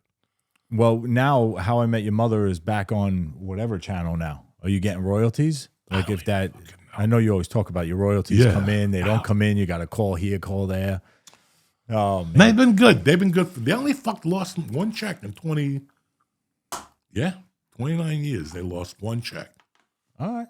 Listen. But then they pay you, like after you used to send you bills to the house. Wait, what? They send bills to the house after for your dues. Really? You go down after, you say, I'm here to miscellaneous, and you have 10 checks. And they're all the wrong address. Well, wait a second. You know how to send the bills to my house, but my checks don't get there. What the fuck So is up I'm with one that? of those dudes. Nah, I work hard, man. Yeah. You can't fuck with me. I work too Listen, hard. it's like the IRS, right? You do everything the right way, and they're holding money for now the 3rd month. Like, what the fuck? I filed the taxes. I did it through a guy who does taxes. I'm not trying to skate. Yeah. And now that, oh, we want to make sure it's you. Now, all of a sudden, you want to make sure it's me. It took you 2 months to send me something in the mail that says, scan this, answer these questions. We want to make sure you're the one filing it. Like, what the fuck are you talking about? Like, whenever they want to get your money, they get it real quick. Right. But when they want to give you money, you got to dance, sing for them. You got to do file everything. A form Yeah. and you got to talk to Hector. That was a fucking nightmare. Fuck you. Just give it Hit one for English. It's like, what the fuck? Just, I filled it out. And I get it. There's a lot of scammers out there. They don't want to send you a check to the wrong spot. Maybe. But like you say, they send They send checks wrong every fucking day, those people. Yeah. Eventually, they're going to figure it out. One of these days, Joe. One of these days. You need the wrong check with the X's zeros. That'd be nice. Yeah, right. What's the energy of a room? Just say 10 guys filled, all comedians. Thank you, Mama. All comedians. You're hanging out. Like we said, we're naming comedian guys. What's the room like? There's 10 guys in a room. All comedians. There might be a conversation there. There might be a conversation there. And there might be a conversation here. That's it. Regular guys hanging out. Guys. Yeah. You know. Regular guys just talking. I may not like you, so I'll sit over here and mind my business. Okay. Wait So till you have leave that. the room. Yeah. There is a lot of tips within the business. Yeah, people, in your job, you work with people on a daily basis. A couple people you don't fucking care for. True. Yeah. If they want to fire you and piss on them, but you Yeah. work with them. Yep. And you're stuck with them, so you try to do the best you can, and you keep whatever differences. It's about money. And Out of the workplace. professionalism. Yeah, you keep it out of the workplace know, pretty much. I've had people talk to me about like my 5 years in Marlboro. And I have a neighbor that always says to me, you're not movie starish enough. Like you don't act like the way you should act. And I go, how should I act? And she goes, I don't know, you don't have a bodyguard. And I go, why would I have a fucking bodyguard? Why? Why? That was my big, 2007, listen, when I landed in LA, I love living in Colorado. Seattle was okay, but LA I had no attachment to. I'm not driving 2 hours to the beach. I'm not a Disneyland fucking type of guy. Yeah. So I was there to fucking do comedy, guys. That's The it. first girl I moved to LA with couldn't take me because her parents used to like to visit. Listen, I don't give a fuck if your parents are coming. I got a spot at the Comedy Store. I'm out. I didn't come here to join a fucking family. Yeah. I didn't come here to go to Dodger games. I didn't come here to do anything else. I left 2,000 people on the East Coast that I care about and they care about me. I'm not here fucking around. So I stayed away from a lot of that shit. I snorted coke with 3 hands and got my dick sucked and went to parties. I had a good time. The Comedy Store is the greatest place on earth. Yeah. But when it came down to business, once I learned, like I was there, I did the movies, I ate a bag of shit, comedy wasn't working. And then one day I started telling stories. I said, why am I wasting my time? I want to make this more personal and connect with the audience more. So I'm going to tell stories about how my mom used to be. Yeah. Tell those stories, get them out. And I changed my comedy thing. And the podcast world came along. And I knew I was off and running because you guys are boxing fans at all? Yeah, I'm a little bit- You little watch bit. boxing and 24/7? Yeah. You ever see that No, shit? I'm an old boxing fan. Right, The old well, school whatever. shit. I know, I'm an old boxing fan too, but have you ever watched 24/7? No. It's a show that comes on to preview our fight together. So you're going to go to his house and see how he lives with his wife. Okay. You come to my house and see how I'm an animal. And then you but it opens you up. You just don't look at that guy and go look at that freaky fucking Yeah. Cuban guy. Yeah. So I always knew that because of my dirty stand-up, you weren't going to like me. Like after I got The Longest Yard, I toured and people were running out of the movie theater. I was buck wild, man. I was talking about doing coke with my cat and all that shit. People were running out of the comedy fucking clubs. Really? And I'm like, this is never going to work because they think I'm one of Adam Sandler's goofy guys. So they come to these. So I had to figure out how to make them like me for me. And I look at all these comics every day. They're talking to the audience. I don't do any of that. If I could talk to the audience, I'm one of the best to do it, but it leaves you 50-50. My set could go either way. Guess what? You paid $40 a ticket. You got a babysitter.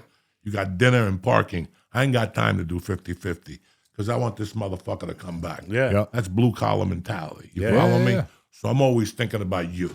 Like, these motherfuckers are coming out. They're going to pay for a babysitter on Wednesday. Hard He's money. going to be late for work. Yeah. Thursday, he's going to be hungover. He's going to have a few drinks. You know. You're also a little different than everybody else out there with that style of comedy. Your stories are of your true life. True life. Alone are the most craziest And I don't shit. give a fuck. No, but No, it works. I know. It works. And a lot of people don't have that I think that type of storytelling is the best type of comedy Oh, my there is. God. Because it flows simpler when you have it. You're not looking at a card, right? You know, this for your jokes. You're just talking real shit and putting your twist on it. You know, no matter what, stand-up is good because if something bad happens, you could talk about it. And if something good happens, you could talk about it. You know, I was married. I have a 36-year-old daughter. We have not spoken Yeah. in 30 years, 25 years. Nothing I could do about it. I could sit here in the shadows and live like Sonny Black with the curtains drawn and, you know, and I started thinking about it. When I talked to my ex-wife, when I had Mercy, my ex-wife was still like, oh, you're still snorting coke. And I just said, you know what? I don't need to talk to this bitch no more. And it was weird because I started thinking about it, what really happened. And I looked at you know what happened? Two guys grew apart. But let's start from the beginning. We went on a camping trip, and we ran out of fuel, and we were having sex, and I put it in her muffler instead of her pussy. And I didn't see it because it was dark. And she got offended after that. And she would always bring it up. Well, you put it in my ass by mistake. I know. My muffler. I'm fucking blind out there. It was dark. The lantern ran out. Remember those lanterns like what you find Frankenstein with? And it just went from there. And it was a true story. How that even in the divorce, she was like, he sodomized me. What the fuck are you talking about? I never sodomized anybody. You know, I don't like that shit. We ran out of fuel. But it went to shit. the end when I beat her in court finally, on the way out, she was with her boyfriend, the attorney, and the arresting officer in my case to try to like shut me down. But the judge I went in front of, I used to write him letters. So I already knew. So when I went up in front of this judge, he's like, what are you doing here? I go, this bitch took me back to court. And then we beat her for contempt and stuff. And on the walk out, because she made that whole thing about ass, on the walk out, I go, Kathy, tell them how I used to stick carrots up your ass. In front of the boyfriend. muffler. He just stood there, dog. I'm like, tell him, little carrots, big carrots, medium carrots, big carrots. This went on for a Amazing. mile walk. She was crying. He walked away from her. I never put a carrot up nobody's ass. You know what I'm saying? But if you're gonna get labeled, hey, you might as well yeah, play it, right? but the whole Yeah. thing was Play the game. it's a horrible story Yeah. that we turned humorous in some way. Well, I think it's your tell too, right? I always say with like a lot of comedians, it's delivery. It's all about delivery. It's 100% with everything. So if you don't have that delivery and you can't tell that story that way and know how to react with whether you get the laugh, whether you don't, and now you have to turn and twist a different way to make sure that they're understanding the story.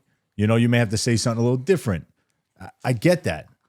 But it's like, I don't know. It's just crazy to me to think that people don't understand when a comedian says stuff like that and now they want to walk out of a room. Like this is just part of it, you know? People have asked me, how do you work in the woke world? It doesn't even faze my mind. I'm going to say whatever the fuck I'm going to say. All right? Yeah, but that makes you more real, right? It doesn't, listen, I just don't care. Why you're not going to be yourself? I'm not going to pander. I don't get involved in any political topics. Yeah. I don't do any of that shit. My podcast, I don't mention any of that shit because I'm not political. So why go there and make people uncomfortable? When you come to a show, it's like going to a movie. It's like going to an orgy. You go there to escape. Yeah. I want to talk about being broke or fucking who the president is. Yeah, who cares? You're going there to get lifted up, not be broke down. exactly. So that's how I look at things, you know? Yeah, and you should I'm going do to it say some shit that's going to make you uncomfortable, though. Yeah. But it's going to make you go a different way. And at the end of the show, when I wrap it up, you're going to go, he's not a bad guy after all. No, He's just a guy trying to raise a 13-year-old little fucking girl. That's it. That's it. Who's your favorite right now, comedian doing their thing? And you don't got to give me like specific, oh, he's my guy, but like who's out there right now? I'll tell you who makes me laugh my ass off. Christina Mariani. That's my favorite right now. I got to look her up. Yeah, you got to look her up. She's an Italian girl. Oh, I know who she is. Italian girl from Northern California. Sweet as pie. Fucking gorgeous. And Blonde, right? Is the blonde? Yeah. But very awkward. I Awkward. just seen her on somebody's podcast. Yeah, very awkward. Fucking hilarious. She kind of talks like this. Yeah. Yeah. By mistake. Really? That's how she talks. She is something. She's funny. I like her. I think she makes me laugh. A breath of fresh air. She makes me laugh. I watch specials. They don't do them for me no more. Like they just. I've been around comedy for 35 fucking years. And it's probably changed a lot. Yeah, I can't watch it no more. I don't even understand now. You gotta have a costume or a weird haircut or a tattoo. I don't know what you're talking about. I just A want to lot do of comedy. that shit's scripted, right? Is a lot of it scripted? Yeah, but or- you have to write your hour. So it's scripted. You got to practice it. You do all these things, but I don't know. I'm looking for something different. Like I'm an old hag, so I'm looking for something fucking, and she makes me laugh. You ask me who makes me laugh? Yeah, 100%. I get it. That's Yeah. good, man. That's cool. And when I talk to her, I'll see her in Austin in 2 weeks. Because we all do the Tuesday night show. That's a big night in Austin. It's Tuesday night. Because they do a bucket show, and then they do 2 big shows. So everybody's there. I got to get Where? there. Rogan's At Club? Rogan's Club. So I'll see her. That's when I spoke to her last time. And she said, I told her, you're doing really well. And she goes, the clips that you see are the only good jokes of mine. The rest of my show sucks. And right there, I know I'm dealing with a real animal. Yeah. Yeah. At least she's real. And I'm like, nah, what I see makes me fucking laugh, So it's really, I like a lot of, I need something different, man. Listen, you did a lot, right? Yeah, I'm really You did a happy lot. about that. You've been around. So now you're getting to a point where, like I've heard you on the podcast talk about, you're going to start getting back in because you're taking this knee seriously. You're going to take the time now. You're not going to run out on stage. Oh, I booked dates already. July 24th, No, I June know. 24th. You're going to Brooklyn. Yeah, but I'll be Yeah. there. I'm doing like a residency there for 4 weeks before Atlantic City. Okay. So I'm ready, And then I live it really different now. You have to. We're all getting older. I don't want to be on planes every weekend. And if I come to your town on a Thursday and I do a show Thursday night, 2 Friday, 2 Saturday, and I wake up at 5 in the morning to get to the airport and you tell me my flight's canceled, I'm not going to feel too good. Yeah. Because I did my job. And now I Yeah. got up at 4:30. I probably didn't sleep, so I won't miss my plane. And now you're telling me my flight's canceled. And that happens all summer long because they book all these flights and they don't hire enough people. Yep. So every summer you're stuck in Newark for a day or something. So why put yourself through that? You got nowhere to go. Your sister's wedding, fuck that bitch. Yeah. Enough with that shit. Yeah, I had you know what I'm enough saying? of her. You've been sucking dick at White Castle for 20 years. takes it in the They want muffler. to get married in Mexico, and I got to And put ruin out my 8 weekend. G's out of my fucking pocket. Go fuck yourself. Get married at Bloomfield. What's the place where everybody gets married? Woodbridge. The fucking things there that people get married at. Go get married there. You're not going to see me there. I'll send you a fucking envelope. Woodbridge. Woodbridge. They have all the marriage places there where you get married and, Oh. Joe, all these places that you're talking about, Brooklyn and all this stuff. Your favorite place to perform, like for you to go where you feel at home, is Comedy Store, or is it Joe's Place now in Texas? Like, where's your favorite place to perform right now? Not back then, not in the beginning. Now, My home is the Comedy Store. okay. That's my fucking home. Now, does Paulie own that now? Yeah, no, the brothers have something going on. I don't know what it is, but But it's still in that family, right? yeah, I'm still very tight with Paulie. Yeah. Very tight with Paulie. When his mother died, it really tightened us up It fucked a lot of people up. because his mother was really good to me, at least, And everybody told me from the first time I got on stage, as Mitzi Shore Sr., as Mitzi Shore Sr., no. And the first time, I was a regular in less than a month. And she guided me. She made me the house MC, and I was there. When I do comedy now, I still hear her voice. I know, like, she would love Christina Mariari. So I'm living off Mitzi. Okay. Yeah. Like, I used to sit there with Mitzi on Yeah. Sundays for the showcases. So she would tell me different, like, little things, like fucking out of this world shit. So she was like your biggest influence in comedy. Yeah, she was great. She was great. That's awesome. Because she didn't restrain you. It's when people start to restrain you. She considered it like a fucking cult. And you went through a system, You went through the belly room, then you went to the original room, and the payoff was the main room. Now they do all these shows in the main room. When I started, those people wouldn't be allowed Yeah. in the main room. She held it that sacred. You know, she You had to work your like way the to it. Marines of comedy. Yeah. I consider this, I'm a felon. I didn't go in the army. I fucked up. I got a GED. But comedy, like, I'm a Marine of comedy. I paid my dues, blue collar way. Yeah. Not on a fucking computer Yeah, making yeah. videos, mouth to mouth. And then the computer came later, and that helped with the podcast, and that helped me tell my story. Yeah. Once I told my story, you were fucked. You were fucked. No, because nobody could say that in LA. All these guys, they did something once, and now that's what they are. Yeah. No, it makes You know, sense. they do something one time. They play football in 4 games for the pros. Yeah. Not Lawrence Taylor. Yeah. Shut the fuck up before I smack you. You on the protective squad. The 4 people that give water for people, and now you're telling me about football. Don't make me fucking choke. You know, you get all those Yeah. people. No, So, listen, so I the get whole it. thing when we were talking a little earlier about, but I'm thinking about it right now. So you think you could be not you? People think they could be funny, right? So I'm watching this kid on Instagram. He's making these videos. They're fucking hysterical. You think you're from Brooklyn? I'm not gonna say you're a San Antonio fan, but you wouldn't think he's funny. They're like, oh, that guy comes to you from Boston. He's talking shit about the Knicks. You shove a fucking bacon, egg, and cheese in his mouth and a fucking Manhattan special and tell him to go fuck himself. Run the Jalen Brunson at it, right? Fucking videos are hysterical. They're blowing up. So I start following him. I click on his stand-up, and I go, Now you know how he makes those videos. But you're gonna get sucked. The stand-up's not. You're gonna get sucked in because of those. Oh, look at this guy. That's At what work. happened. Oh, look at this guy. Listen, Look that's at what this happened. guy. And then when I you watched go, his stand-up, and thank God I watched it on that. dog, I was like, holy shit. it's a horror show. Yeah, it wasn't. Listen. It wasn't good. And I was like, how could that? Because it's edited the clip and the way he did it, and how many ever times he filmed it before he posted it. Yeah. But then he has his stand-up posted, and I watched it, and I was like, wow, that's some fucking horrible shit. And he was in Gotham. He wasn't like nowhere. Listen, dog. Before the pandemic, a well-known witness contacted me with money to be partners with him. It was a good deal, and I thought about it. But at the end, I said, I can't, because when my mother died, the Italians took me in. I'm the way I am because the Italians took me in. They fed me. They didn't get Social Security. And after that, I got thrown out of there, and another Italian family picked me up. I don't know what the fuck has happened to Italians.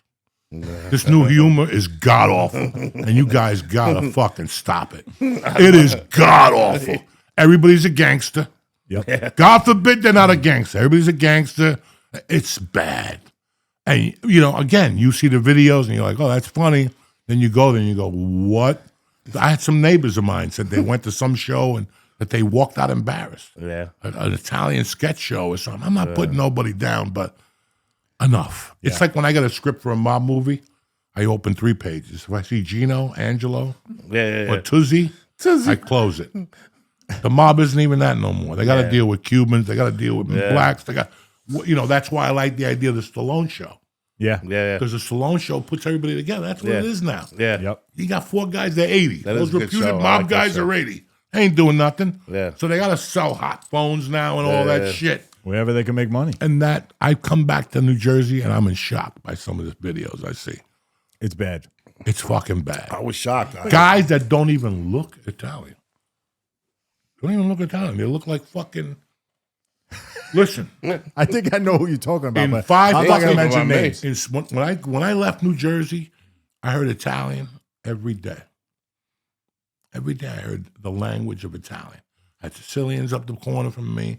I had 2 Neapolitans around the corner. Everybody was fucking Italian. Well, you were like raised by an I Italian was family, right? raised Your by an best Italian friend is. family, Yeah. Yeah. So I don't understand it. Like I grew up with real fucking Italian humor. When you'd walk in, they go, "Who's this? Yeah. Who's this? Who's this spick kid?" Right in front of you. Yeah. Who's the spickaroo? You couldn't find a white kid in the neighborhood. But watch that spick eat, and watch that grandmother feed that fucking spick. Yeah. And that was my claim to fame. I could throw down those meatballs, bitch. I could kill your meatballs. Keep them coming. Listen, my daughter goes to the house every day at 3:30. She gets home from school, drops her shit, and goes. And Mercy, you coming home to eat? Nah, I'm gonna eat here. You know, and you're like embarrassed. Like, don't you feed your kid at home? But she likes Steve's cooking. She really does. And Steve loves to cook. And fucking, my buddy came over, the family that took me in. He lives in Jackson. He came over the other day, and I'm going, guess what Mercy's up to?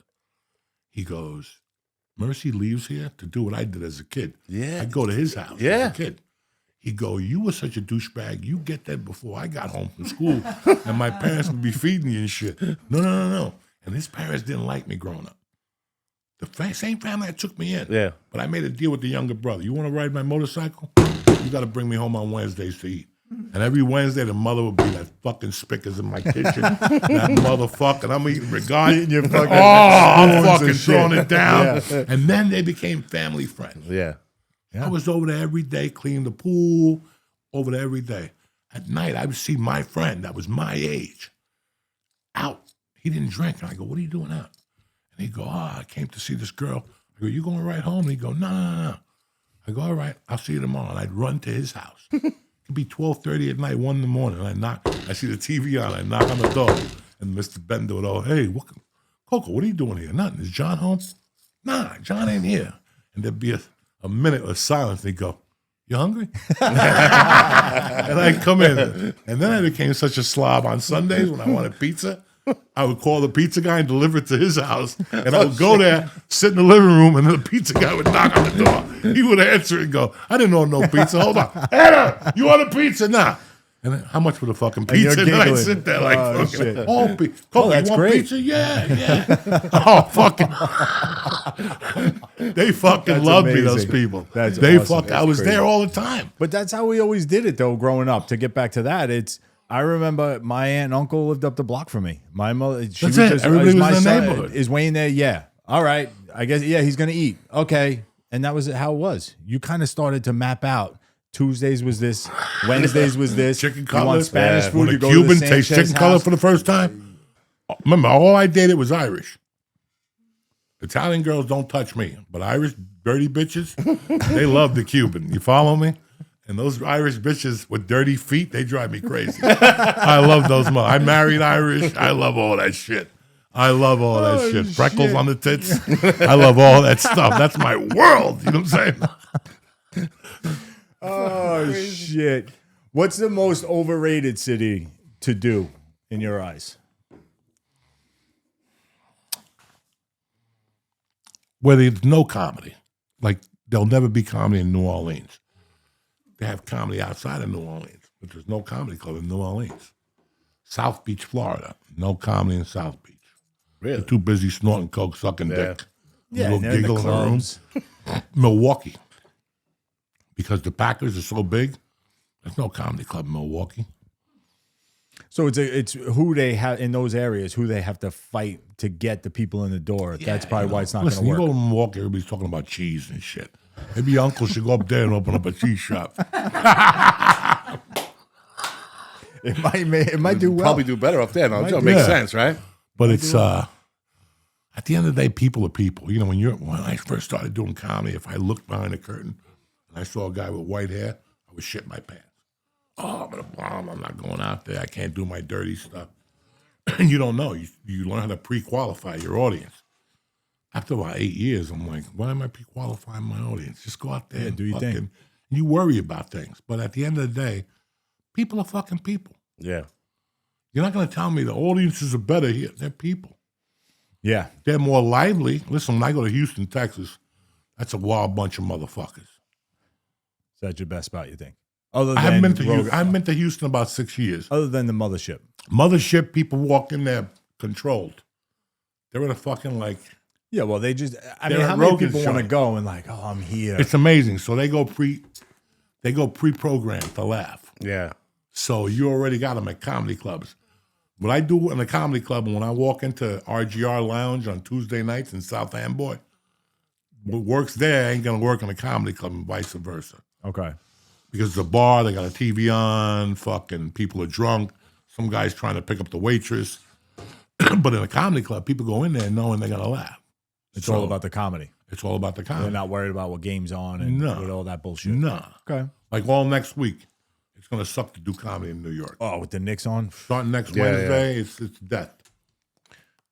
Joe, how has, in your eyes, how has the audience changed in comedy clubs over the years? You think it's gotten any different? No. Expectation, or it's exactly the same? No. I think because of YouTube, listen, there was a time when, the girls at the office, want to go see this comedian? You know, and now you're stuck at the show and the guy's doing magic tricks. But they're happy because they're out of the office. Yeah. Our friend's fucking husband is there. What was the question again? How have they changed? Yeah, over the years. Have they changed? You feel they have? It's what you attract. Yeah. I very seldom. Listen, I had a guy heckle me in West Nyack. He went to the bathroom to pee, and somebody hit him in the head with a bottle. He got 3 stitches. And afterward, he came out. He goes, "This is the best night of my life, man." With the shirt ripped open, the EMT had just stitched him up. And he's like that. That's a loyal fan. brother. So you get your audience. So when she tells her to go see Joey Diaz, and she picks the wrong tape and sees me going off on it, so I'm not going to go see him. Yeah. So that eliminates that now. Yeah. Yeah. Now you have people who know who the fuck you are. Yeah. You know what's going to come out of my mouth. Very seldom.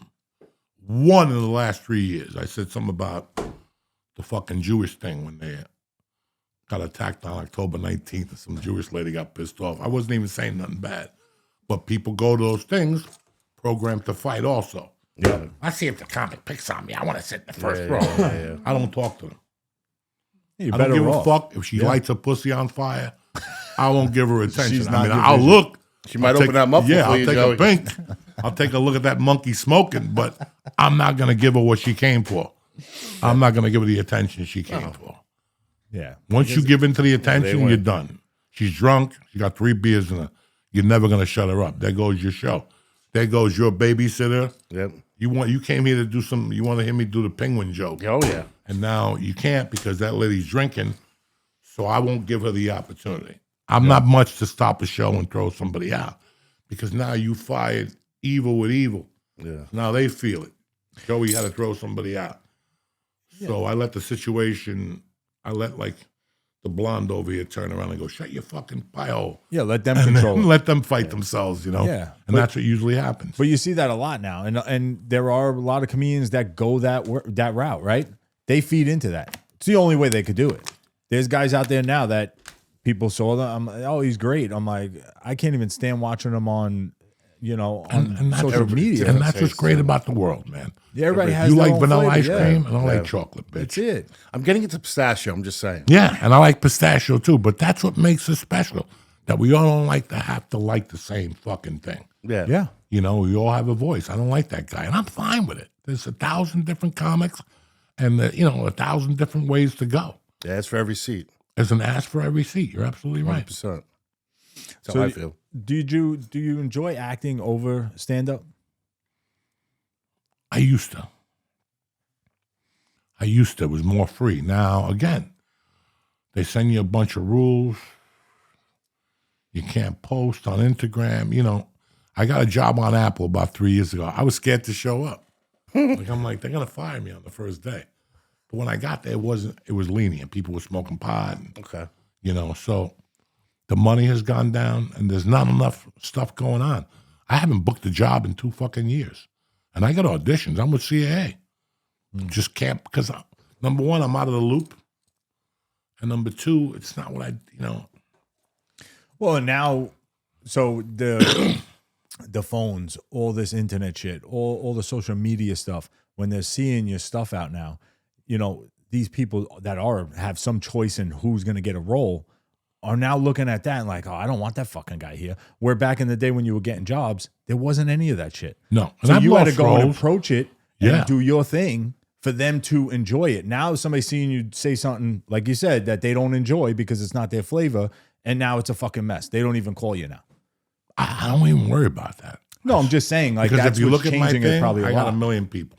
Yeah. And that's what they really look at. Oh, 100%. How's he going to bring those 1 million people to my production? Yeah. And now you can't get into some places unless you have high numbers, which is not fair Yeah. because you're putting a guy who's good at marketing over a guy with real talent. And that's not fair. And I agree with that. But on the other hand, this is where it's gone. The other thing about acting is the money. Yeah. You can't call me and take me away for 3 weeks when I can make the same amount of money doing a podcast 1 week. Yeah, it's not worth it to you leaving the family. You Why? got shit Why would I going want? on. So Yeah. my rule is, unless I'm going to learn something and I'm going to be blown the fuck away, I'll do it. I just got an offer to movie with Travolta a couple of weeks ago. A bunch of those Italian guys went down. Mississippi. what the fuck am I going to do in Mississippi for 3 weeks? Number two, it's a 10-hour flight because there's no direct flights. And at the end of the day, who's really going to see this fucking movie? Yeah. Yeah, he's struggling. He's been struggling. I'm not saying that the movie's going to be bad, but at the end of the day, who's going to see fucking movies? How is it going to change my life? Yeah. True. Yeah. Now it takes me away from my wife and my daughter for 3 weeks. My wife has to struggle more. For what? At the end of the day, with me, at this point, it's fucking the balance. It's the fucking balance. I don't have time to unless some great director comes out from out of the grave that I really like. I really wanted to work with David Chase. I didn't care the movie sucked. I didn't give a fuck. No. I wanted to work with David Chase. I wanted to peek into his comedy mind. That's why I did that movie. I probably broke even on that movie while I was shooting it. I made money after the movie got released, but that was a decision I made. Plus, it put me in New York City, and that decision made me move back here. So something like that is worth for me, but for me to do an episodic now, unless it's something that I love on Netflix or something, I'm not going to fucking... It's not even worth it. It's not even worth it. For 2 days or something, not even worth it. Joe, what was what is your favorite role you ever played? The Longest Shot. Yeah? Yeah. I love that. Yeah. You were good at that. Adam Sandler's a very good fucking guy to work with. He's a comedy catalyst. Okay. You know, he doesn't... If you go up to him with an idea, he's not going to look at you and go, that's not going to work. He's going to look at you and go, hold on one second. You're willing to do that? So he lets you have some creative say in his movie. Like when I watered Jock, that was me. Okay. When I went up to him, and we shot that in California with Paramount on set. So I still remember that day like it was yesterday because I'm a big Major League fan. Okay. And Serrano was Cuban, and he wore the thong in that. So out of respect to Serrano, I went up to Adam, and he was talking to like 2 young suits. And I went up to him, like, Adam, I got an idea. He's like, hold on one second. I go, I want to wear a thong in this scene. But I said it very throwaway, like I didn't. And he looked at me, and he goes, and the guy rather might say, you can't do that. And he goes, hold on one second. He goes, come again? And I go, I want to wear a thong for this suit. If you want, I'll let my nuts hang. I go, I don't need for that. Too much. He goes, get this guy a fucking thong. And they got me the nut thing instead. Yeah. That was all my idea because I went awesome. up to him and I just said, I think it'd be funnier. You know, and most people go, Joey, shut your mouth. That's not going to work. It's not in the he's script. good like that. Yeah, they're good like that. Yeah, that movie was awesome. All right, so getting into the podcast world now, 14 years ago, what persuade you now to go that route to start, going on the podcast run? What do you mean? Like to start the podcast. Like, why did you think like I'm going to start a podcast now? Like, what got you into podcasting? I had a neighbor in my neighborhood in Studio City that was a very good comedian, fucking really good. You know, she won Star Search. She was the real deal. She had kids, and she slowed down a little bit. And I bumped into him. We started talking, and one day we just said, let's do a podcast. So we did a podcast called Beauty and the Beast at first. She's a really pretty blonde. She was in Playboy. And I still get along with her today. And we did a podcast, and I was frustrated. It just wasn't moving on the needle, man. Mm-hmm. We would add like 300, and then the next week get like 450, and this went on for a year. And we're trying to get sponsors. You know, at that time, Corolla's making $17,000 a week, and we're like, fucking $17,000? Are you fucking kidding me? And so her and I started talking, and we did the podcast. We were just tooting along one day, and this is just to let you know about society, guys. I've done movies, Spider-Man, The Longest Shot at that time. I'd been on My Name is Earl, recurring. I'd done a bunch of shit. Every once in a while, the show, people come and go, hey, I loved you on My Name is Earl, or whatever. I go on that podcast, and I tell a story when we were kids. We mugged a hooker and lit a wig on fire. Oh, yeah. We mugged her out of New York City and brought her over to Jersey, and she had the money stashed in a monkey, and we took her to a cemetery. And I just got so pissed at her because she only had $60 that I lit her wig on fire. I'll never forget, like, we had those spit things. Yep. So I couldn't really see her. Yep. I was telling the story, and I remember looking at her, and her jaw was dropped, and she had tears in her eyes. And I go, we got it. And then she's like, we can't release it. I go, release it immediately. And that was like a Thursday. And I had a show that Sunday. And it was like 10 to 8, and I was driving to Hollywood, and the guy calls me, Fat Sal, and he goes, hey, where are you? And I go, I'm on the 101. He goes, get here as soon as you can. You got people here. And I'm like, bro, I'm not driving a fucking mile over 80. There's nobody there. And he goes, Joey, you got 150 fucking people here. Wow. That's crazy. And I got there, and they're like, tell the story about you fucking mugging the girl. So that was my lead-in. So now I had to tell that story every time, and I built material around it. And that story, like, outkilled the movies, you know.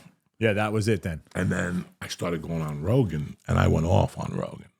Oh, I know. I've seen Like, it. I used to go off on Rogan. What's the UFC guy you're friends with? Chase Channing, or what's his name? You did his podcast years ago. He tells that story of you telling that story, and you also Chael Sonnen. Chael Sonnen. Yeah, Chael. Chael Sonnen. I think he was on the reality one too, right? Yeah, the he's UFC reality. Yeah, thing? he's a good guy, Chael. Chael's a good guy. I He's was just- watching him laugh so hard telling that story and the story about the kidnapping and how you led him into the whole story about the kidnapping. You started over here and it all fucking came together. And I was watching him. You ever hear him talk about it? No. It's fucking hysterical, dude. Not on that one. I've heard you say it though. He's fucking funny, man. But that was it. That was basically it. And then we went about another 6 months, and she was like, I can't do this no more. These stories are too fucking insane. She couldn't take your stories anymore. So then I started doing videos. I went with 24/7. Now they were hearing my stories, but then I would do videos of me on the weekends. Me eating food, me doing comedy. You doing karate? And Lee, no, this was after that. This was way after that. And Lee had just started, Lee contacted me one day. He goes, I'm looking to do video editing. So I bought a podcaster camera, Okay. and I would give it to him on Mondays, and he'd edit all the material, and I'd give him $100. And we started putting those things up, and those things started getting $500,000. So now we're cooking. Oh, so that's how you and Lee met. Yeah, we I met in didn't know L.A. And then we started cooking with fucking gas. And that podcast almost killed me. I swear. What, to just God. because of what you were doing? Like, The lifestyle. It wasn't Yeah. just a podcast. It was a lifestyle. Lee lived around the corner from me. We were at the weed stores. The weed stores were giving us weed. You know, I had a fucking, when you walked in my office, right there was a barrel of mushrooms. Somebody gave us a pound of mushrooms. So I put them out like Hershey's Kisses when you walk to the dentist's office. This place was fucking insane. I just remember watching them and just Lee was always like this. Always. Remember, the podcast was at 8. We'd get there at 5:30. Oof. So you were banged up by the time the podcast started. By the time we started, Everything's hit. and the was guests messy. would come, then we start going at it with him, and then we go, holy fuck, it's 10 o'clock. We haven't even taped yet. Oh, shit. And we would, lost Lee. Lee and was Lee's still out. up, Lee's still there. And then we would go till 1, and then the guests would leave, and me and Lee would stay there till 2. I was walking to my house 3 in the morning, 2 nights a week from doing this podcast. And then 2 nights a week, I was going to the store to do comedy. I was going on the road. Oh, yeah, you were killing it. And Mercy was a baby, thank God. And my wife was like, whatever you want to do, go. You're only going to get one shot at this. Yeah. So go. So I was out all the fucking time. So that blue collar mentality never left. Even then, you knew you had to be there all those Grind, the hours, hustle. putting in the time. You knew it was That's you. it, man. And everybody else is like, I'm doing this and this and nothing's happening. Well, you ain't doing it good enough. You're not focusing. You're not doing something. You know, I used to snort coke till 6 in the morning. At 7, I was up looking at breakdowns. I'm one of those motherfuckers. Wow. Because you want to party, that's your prerogative. But mama still got to fucking eat. Yeah, you got to get up. You know, I couldn't show up with my wife and not have rent in those days. I could barely make the fucking rent. It was $350 a month. We shared a 1-bedroom in Hollywood, $350. And every month I had a fucking story. You're not going to believe what happened. I went to cash my check, and 3 black dudes fell out of a tree. You know what I'm saying? With the podcasting, right? Who's the favorite guest you've ever had? Who's your favorite all-time favorite guest on your podcast? Duff McKagan, Duff McKagan. Do not know who the that bass player from Guns N' Roses. It was an is. Duff. Okay, It was I an know who he is. education. Bro, I met a lot of dudes on that podcast that I left there going, I understand. I didn't understand whatever about him. Yeah. Now, from the guy from The Wolf of Wall Street, He wrote that script in prison. You know who talked him into it? Cheech. Yeah, they were cellmates, They were right? cellmates. It's fucking, Yeah. you just learn this stuff that Henry Rollins was very good. A couple people were like, fucking. Henry Rollins is a you're like, regular guy, too. holy fuck. Yeah, and that's the thing. It's like with us, right? Like when I spoke to you about this last week when we were sitting at that lovely thing that we were at, the school function. We're not educational where we're going to get you onto a job, but we want to let people know about jobs like that you don't see anymore, right? Years ago, you would be friendly. These kids were talking to their aunts, their uncles. Hey, what do you do for, oh, I was at work today. I'm a fireman. I'm a cop. I'm a this or that. And then these kids don't talk to their elder people. So they don't know what they do for a living. My kids think I'm still a fucking garbage man. I'm like, guys, I don't fucking pick garbage. How many businesses have closed because the kids don't want the business? I got one right now. One of my best friends, when he told me at dinner 2 years ago, I almost fucking died. He was like, once my father dies, we're selling the business. I'm like, are you fucking kidding me? Yeah. Nobody wants it. I don't want to do it no more. My kids don't want it. It's a fucking $1 million business. They don't want to do it. They'd rather be influencers or That's what they all fucking Scary legislation. world we live in, man. Scary That's shit. the problem. You're not going to talk to a kid. There ain't no money in laying brick. You can't put a picture in front of yourself laying brick and flex. Yeah. So, I'm what sure are you there's going to do? Lay somebody brick with a gold in chain? Brooklyn and doing shit? it. I'm sure there's somebody in Brooklyn doing it. My cousin, Mario. My cousin's got a really good shop, does very well. None of his kids ever took a part in it. So when he goes, it's just going to get sold. And they've had the business since my uncle started in 1982. My cousin's still running it. He's 60. 44 fucking years. And It's eventually going to have to be that's the sold. thing, bro. Yeah. I mean, listen, you could lead people to, what's that? Water. But you And can't make force them them to drink drink, bro. Yeah. There's people that'll tell you there's no work. And look at you, straight in the face. There's Say plenty no of work. fucking work. Then I got a fucking That's what kid with you're a willing missing to do. eye. You put him out there and he's got a job within an hour. Yeah. But then again, those days left. Like when I could leave my house at 6 a.m. and walk up to a construction site and go, you guys hiring? Yeah. You available today? Yeah, I work for free. Yeah. To prove how good I am. You can't do that no more. You got to take a piss test. You got to call your mother. I got to call the fucking grandfather. I got to call Corp. So all that ingenuity went. Listen, society shut down when the paper route. That destroyed our kids. Because if you ask most successful people today what they did, they ran a paper route. Yeah. Okay? Now these kids don't have a paper route. They don't know how to flip a dime. They don't, guys. They don't sell CYO stickers at the door no more. Remember, you took Candy 5 extra bars. from the nut. The candy bars are gone. No, the Well, candy the candy bars now bars they are bring, $22. yeah, but they bring them home, and half of the parents are like, "How much is the box? $60. All right, here, take the 60. Just put them in the fridge. We'll give them Yeah, out." they give them out. I was standing Yeah, outside you had Pathmark to. for fucking days. You had to. trying to win a fucking Tonka truck this big. Yeah. and I didn't even need the Tonka truck. There's no, there's no, that's why when you were asking me earlier, what do I think about it. We lost the paper route. I walked through wet cement, bro. Are you fucking The kidding guys me? hated me.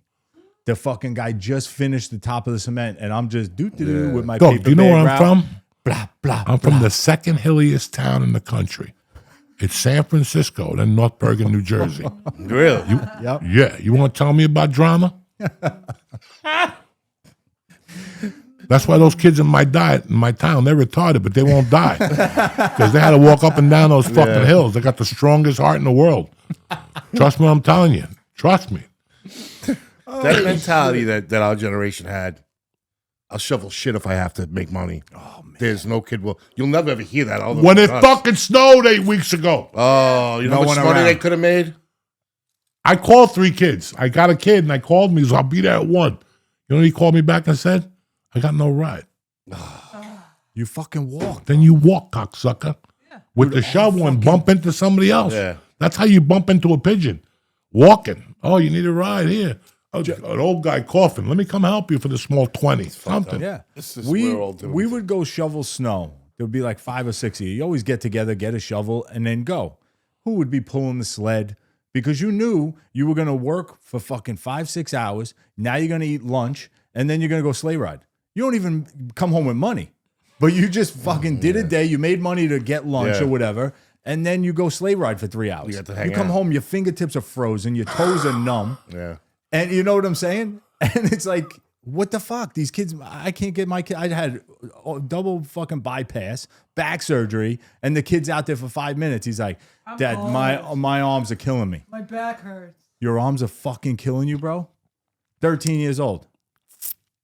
But that's where I blame myself, but whatever. We'll get to, I'll choke him one of these days. I tell him 18, I'm going to punch you right in the fucking face. You have no idea.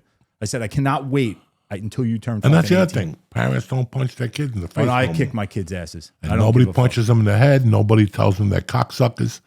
The kids today live on fucking, and that includes my house. That includes my house. I punish every once in a while, but I don't have the heart to hit her. I got I'm not gonna hit her. opportunity to beat Well, I have boys. So it's Yeah, you a gotta little beat 'em. easier for You me. gotta- Yeah, so I beat them up. My mother beat the shit out of me with a fucking shoe or a candle, and then forget it if my father, Anything they could you get. know, the big wick candles, she'd smash them in my fucking head. My She mother was used to crazy. do live appearances. Ask her, dog. she'll tell you. My mother used to beat me in public.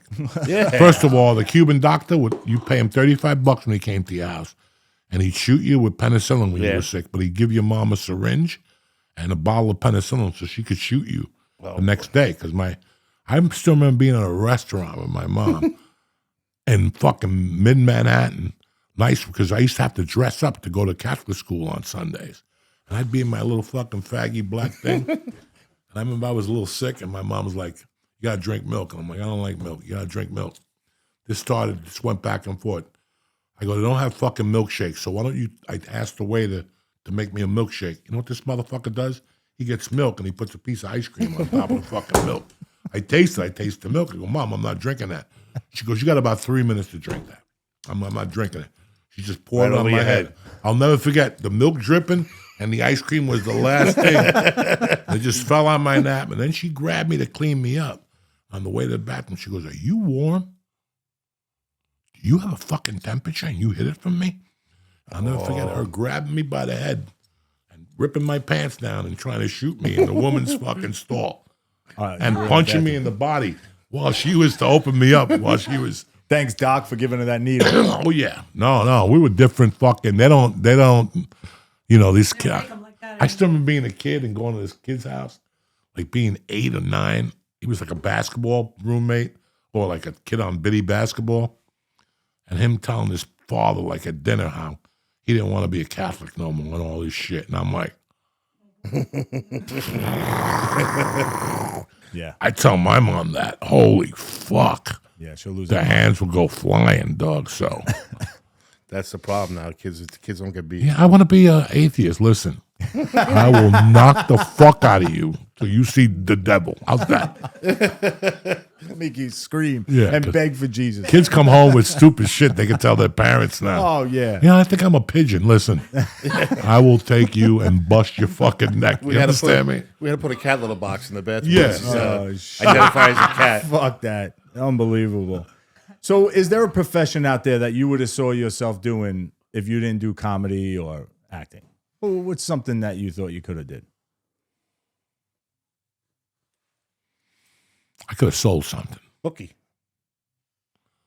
Sales? Here's the problem. Here was the problem. I grew up with a bunch of kids that became high-level bookies, and they made a bunch of money. But in 85 and 90, when that shit slowed down, they had to go find a fucking job. Now you got to go ask for a job when you're 31.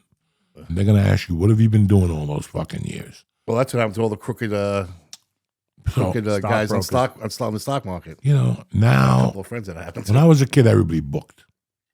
Everybody's parents booked. Your grandmother booked. The hot dog man booked. The guy at the deli booked. I just want the guy to bring the ticket to me during football season. Yeah, What happened you to know. that guy? Those guys Prize aren't around. picks? There's still a couple of those guys around with the tickets, right? I don't know. I don't see them on Staten Staten Island Island? anymore. You know, but I would have loved to have been a brick mason. Loved it. You know, until my knees gave out. I would have loved to. Dog, my friend was a garbage man in Aspen. I don't know what he made a week, but what he brought home was worth a lot more than what he brought home and what he made a week. Because in Aspen, people throw away brand new skis. Oh, shit. So he was coming home with skis, televisions. He was my roommate every day. Selling them? Selling them brand new shit. Texans, they go, they buy brand new stuff, and they leave it at the hotel. The staff throws it away. These motherfuckers were coming home with brand new fucking skis every other day. So there's some money in being a garbage man. You know what I'm saying? man. A lot of money. Yeah. Yeah, listen, I loved it. I used to Fucking best job ever. Yeah. I used to bring stuff home. We furnished our first house. No. Jesus The Christ. backyard. No, I would never bring stuff in the house. I wouldn't bring shit in.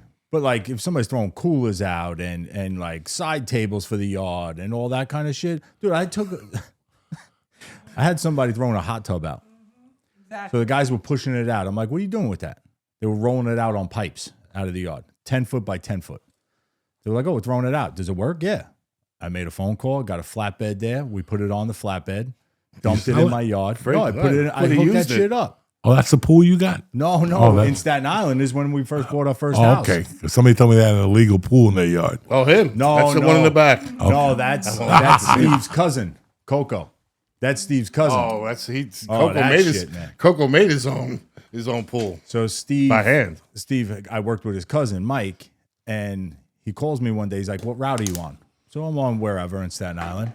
Next thing you know, he's like, "Oh, I need to get rid of something. Come by the house." He's got a fucking like a backhoe, and he's got piles of dirt all over the fucking property.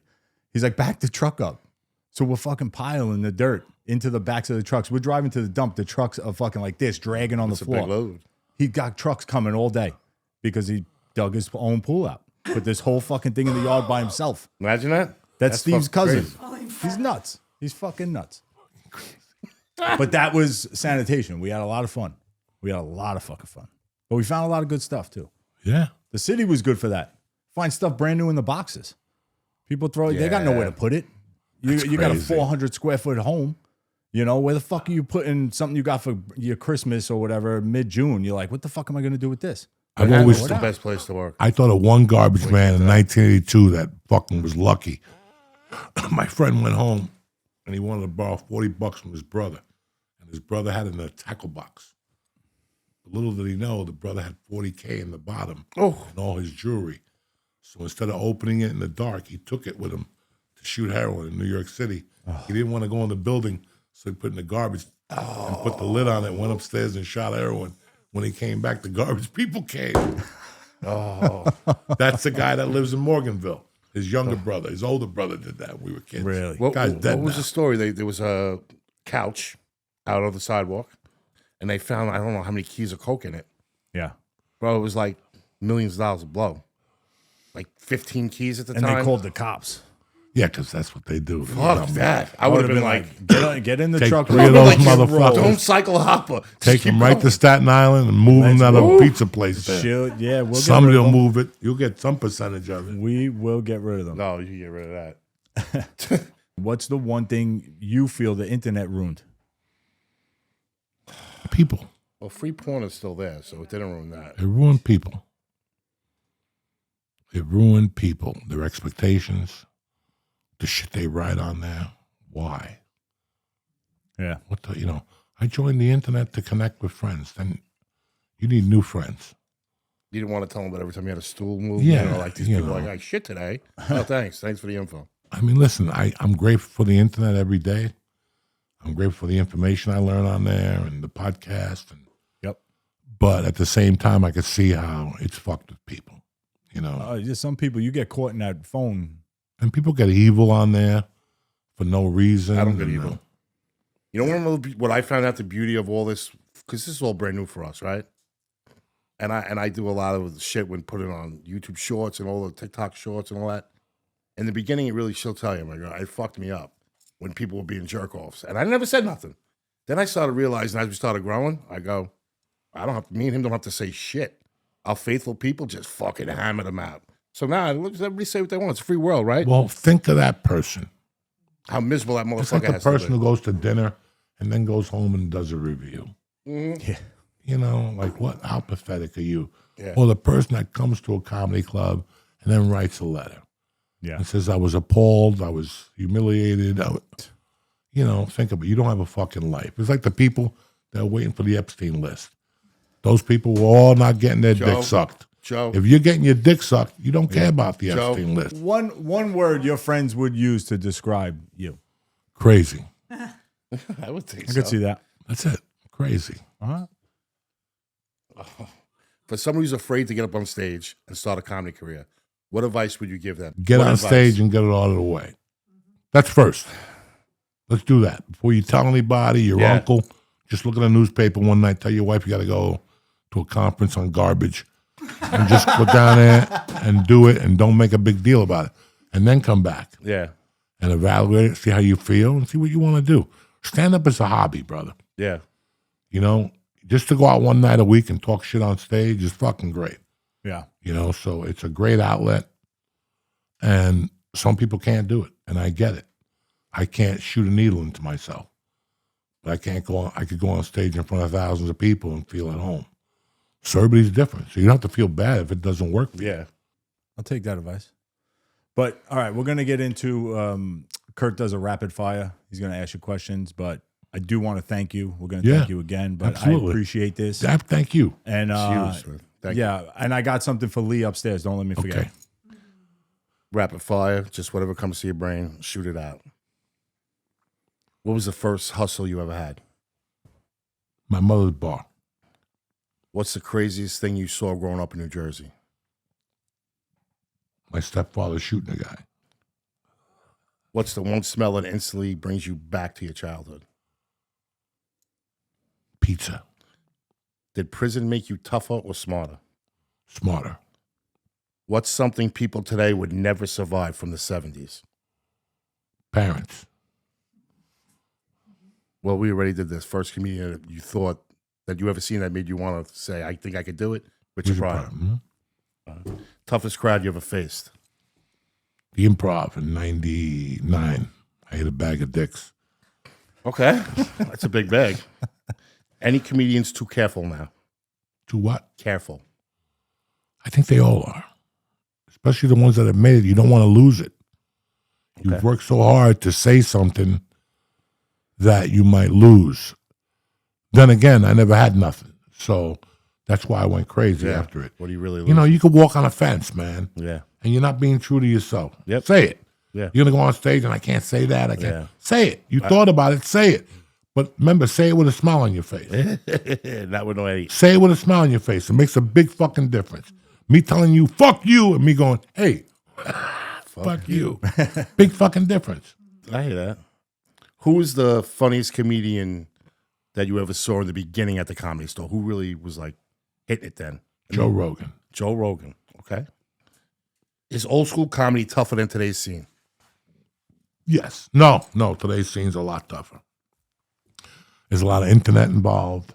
So people are, instead of putting 100% in stand-up, you're putting 30 in stand-up, 30 in podcasting, and 30 in media, 40 in media. When I came up, it was straight-up comedy. Yeah. So all these other thoughts of sponsors and this and that weren't in your mind. And trust me, that relieves a lot. Yeah. So I think the comics today coming up, listen, I would do comedy all over again, but today it's fucking hard. Okay. Everybody's a comic now. Okay, so that's the other problem you got. Yeah, now. yeah. Some guy makes a video, he's a fucking comic. And that's Yeah. not right. Yeah. That's not fucking right. We have to start, like if you came to me and said, who's the funniest guy on TV? Listen, what I do and what TV guys do is different because they get to say, time out. Cut. Let's do it again. Yeah. I got one shot. I got one fucking shot. Yeah. To get it right. Okay? And stand-up is the forefather of everything. That's why Tom Hanks did it. Andy Garcia did it. Dave Letterman did it. The fucking guy. Because it opens you to find out what you want to go into. Some people get on stand-up and become writers. Yeah. I don't want to travel. I don't want to travel. Yeah. Did success change some of your friendships? Absolutely. What's the biggest scam you ever pulled off? A jewelry store. Were you fearless or just reckless? Both.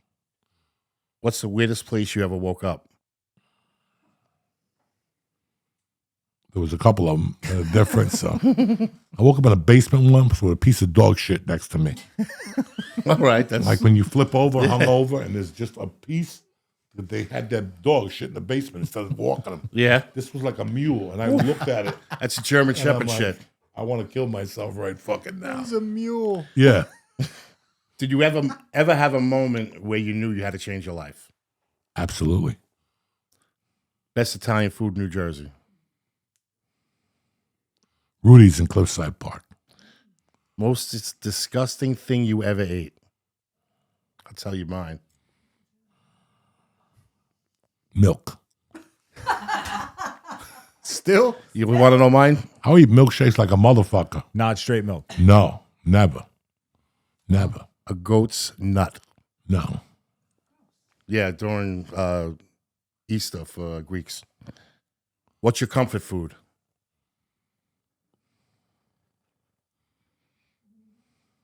It's changed a lot, man. Old school, Yeah. stuffed shells Oh, yeah. with sauce and a piece of sausage. Okay. You're going to have to beat me to get out of the house. Some bread. Osteria makes stuffed shells with lobster. Really? Get back to me on that one, motherfucker. Really? When they said stuffed shells, my dick got hard. I didn't care if they put dog shit in it. I didn't care because nobody makes a stuffed shell anymore. Sometimes they're just tough to find, Listen, yeah. I grew up at a time when I walked in your house, you offered me two things: water and baked ziti. Yeah. Your mother always had baked ziti. A tub in the fucking refrigerator. Always heated and up. one on back stop. One on the fucking freezer. So if you're hungry, let me know so I can defrost it when your friends come over. Yeah. You always had baked ziti. We don't have that no more. No. I can't make it at home. I don't even know how to make sauce. But to me, to make ziti and then put it in the refrigerator, and every time you come home, instead of eat a fucking apple, eat a handful of baked ziti. Come on, dog. Come on, that cheese melts and shit. Who you think talking to you at night when you get home from the bar? Oh, you gonna tell especially. me a White Castle or fucking wet mood sandwich? Nuh-uh. Fucking stuffed shells will fucking bring you back at night. Pasta. I love pasta at night. Love it. We're gonna have to try that. What, Gotta go stuffed try shells? it. Yeah, the Osteria. Just make the stuffed shells at home. If you know how to I'm saying make with the sauce. lobster. Yeah, Yeah. I make a sauce. It's not as good as Steve's probably, but maybe Yeah, he Steve makes a can- good sauce. It's a nice sauce for that. So. All right. What's your biggest regret? Not joining the service. Okay. What made you finally slow down? My wife. Happiest moment of your life? When I married my wife. Okay. What's the worst drug experience you've ever had? Heroin. Weirdest fan interaction? Yeah. Crazy ones. You know. All right, we'll go there. No, like just crazy people request and stuff, and you're like, I don't know what you're talking about. I really don't. One word to describe New Jersey. Beautiful. One word to describe L.A. A place without a soul. Sopranos or The Godfather? Godfather. Morning person or night owl? Morning person. Boxing or UFC? That's a tough one for you right there. I watch the UFC, but again, I don't even watch it like I used to. Yeah. You know? Not at all. I don't know who half these people All are. right, so boxing. Yeah. Hold on, real quick. Are you going to the White House No.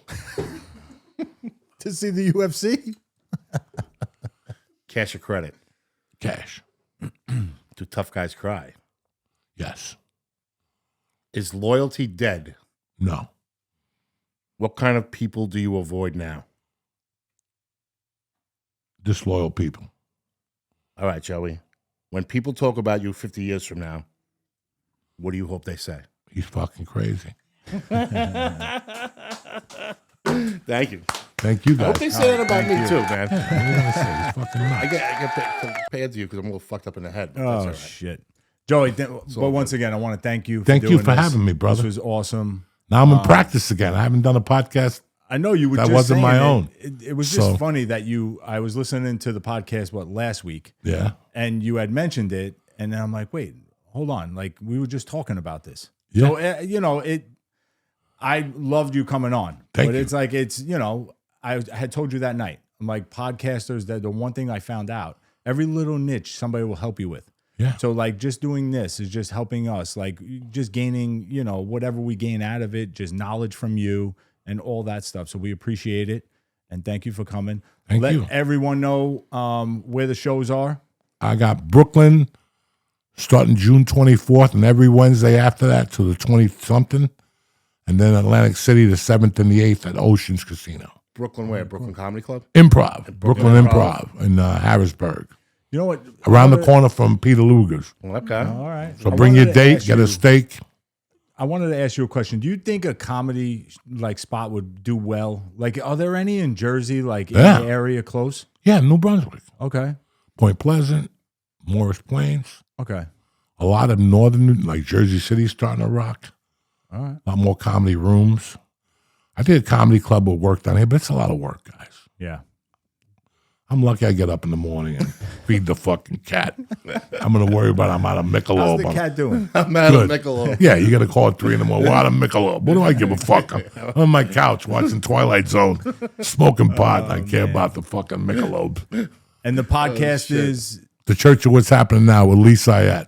and we didn't get into it, the GTA thing. What's going on?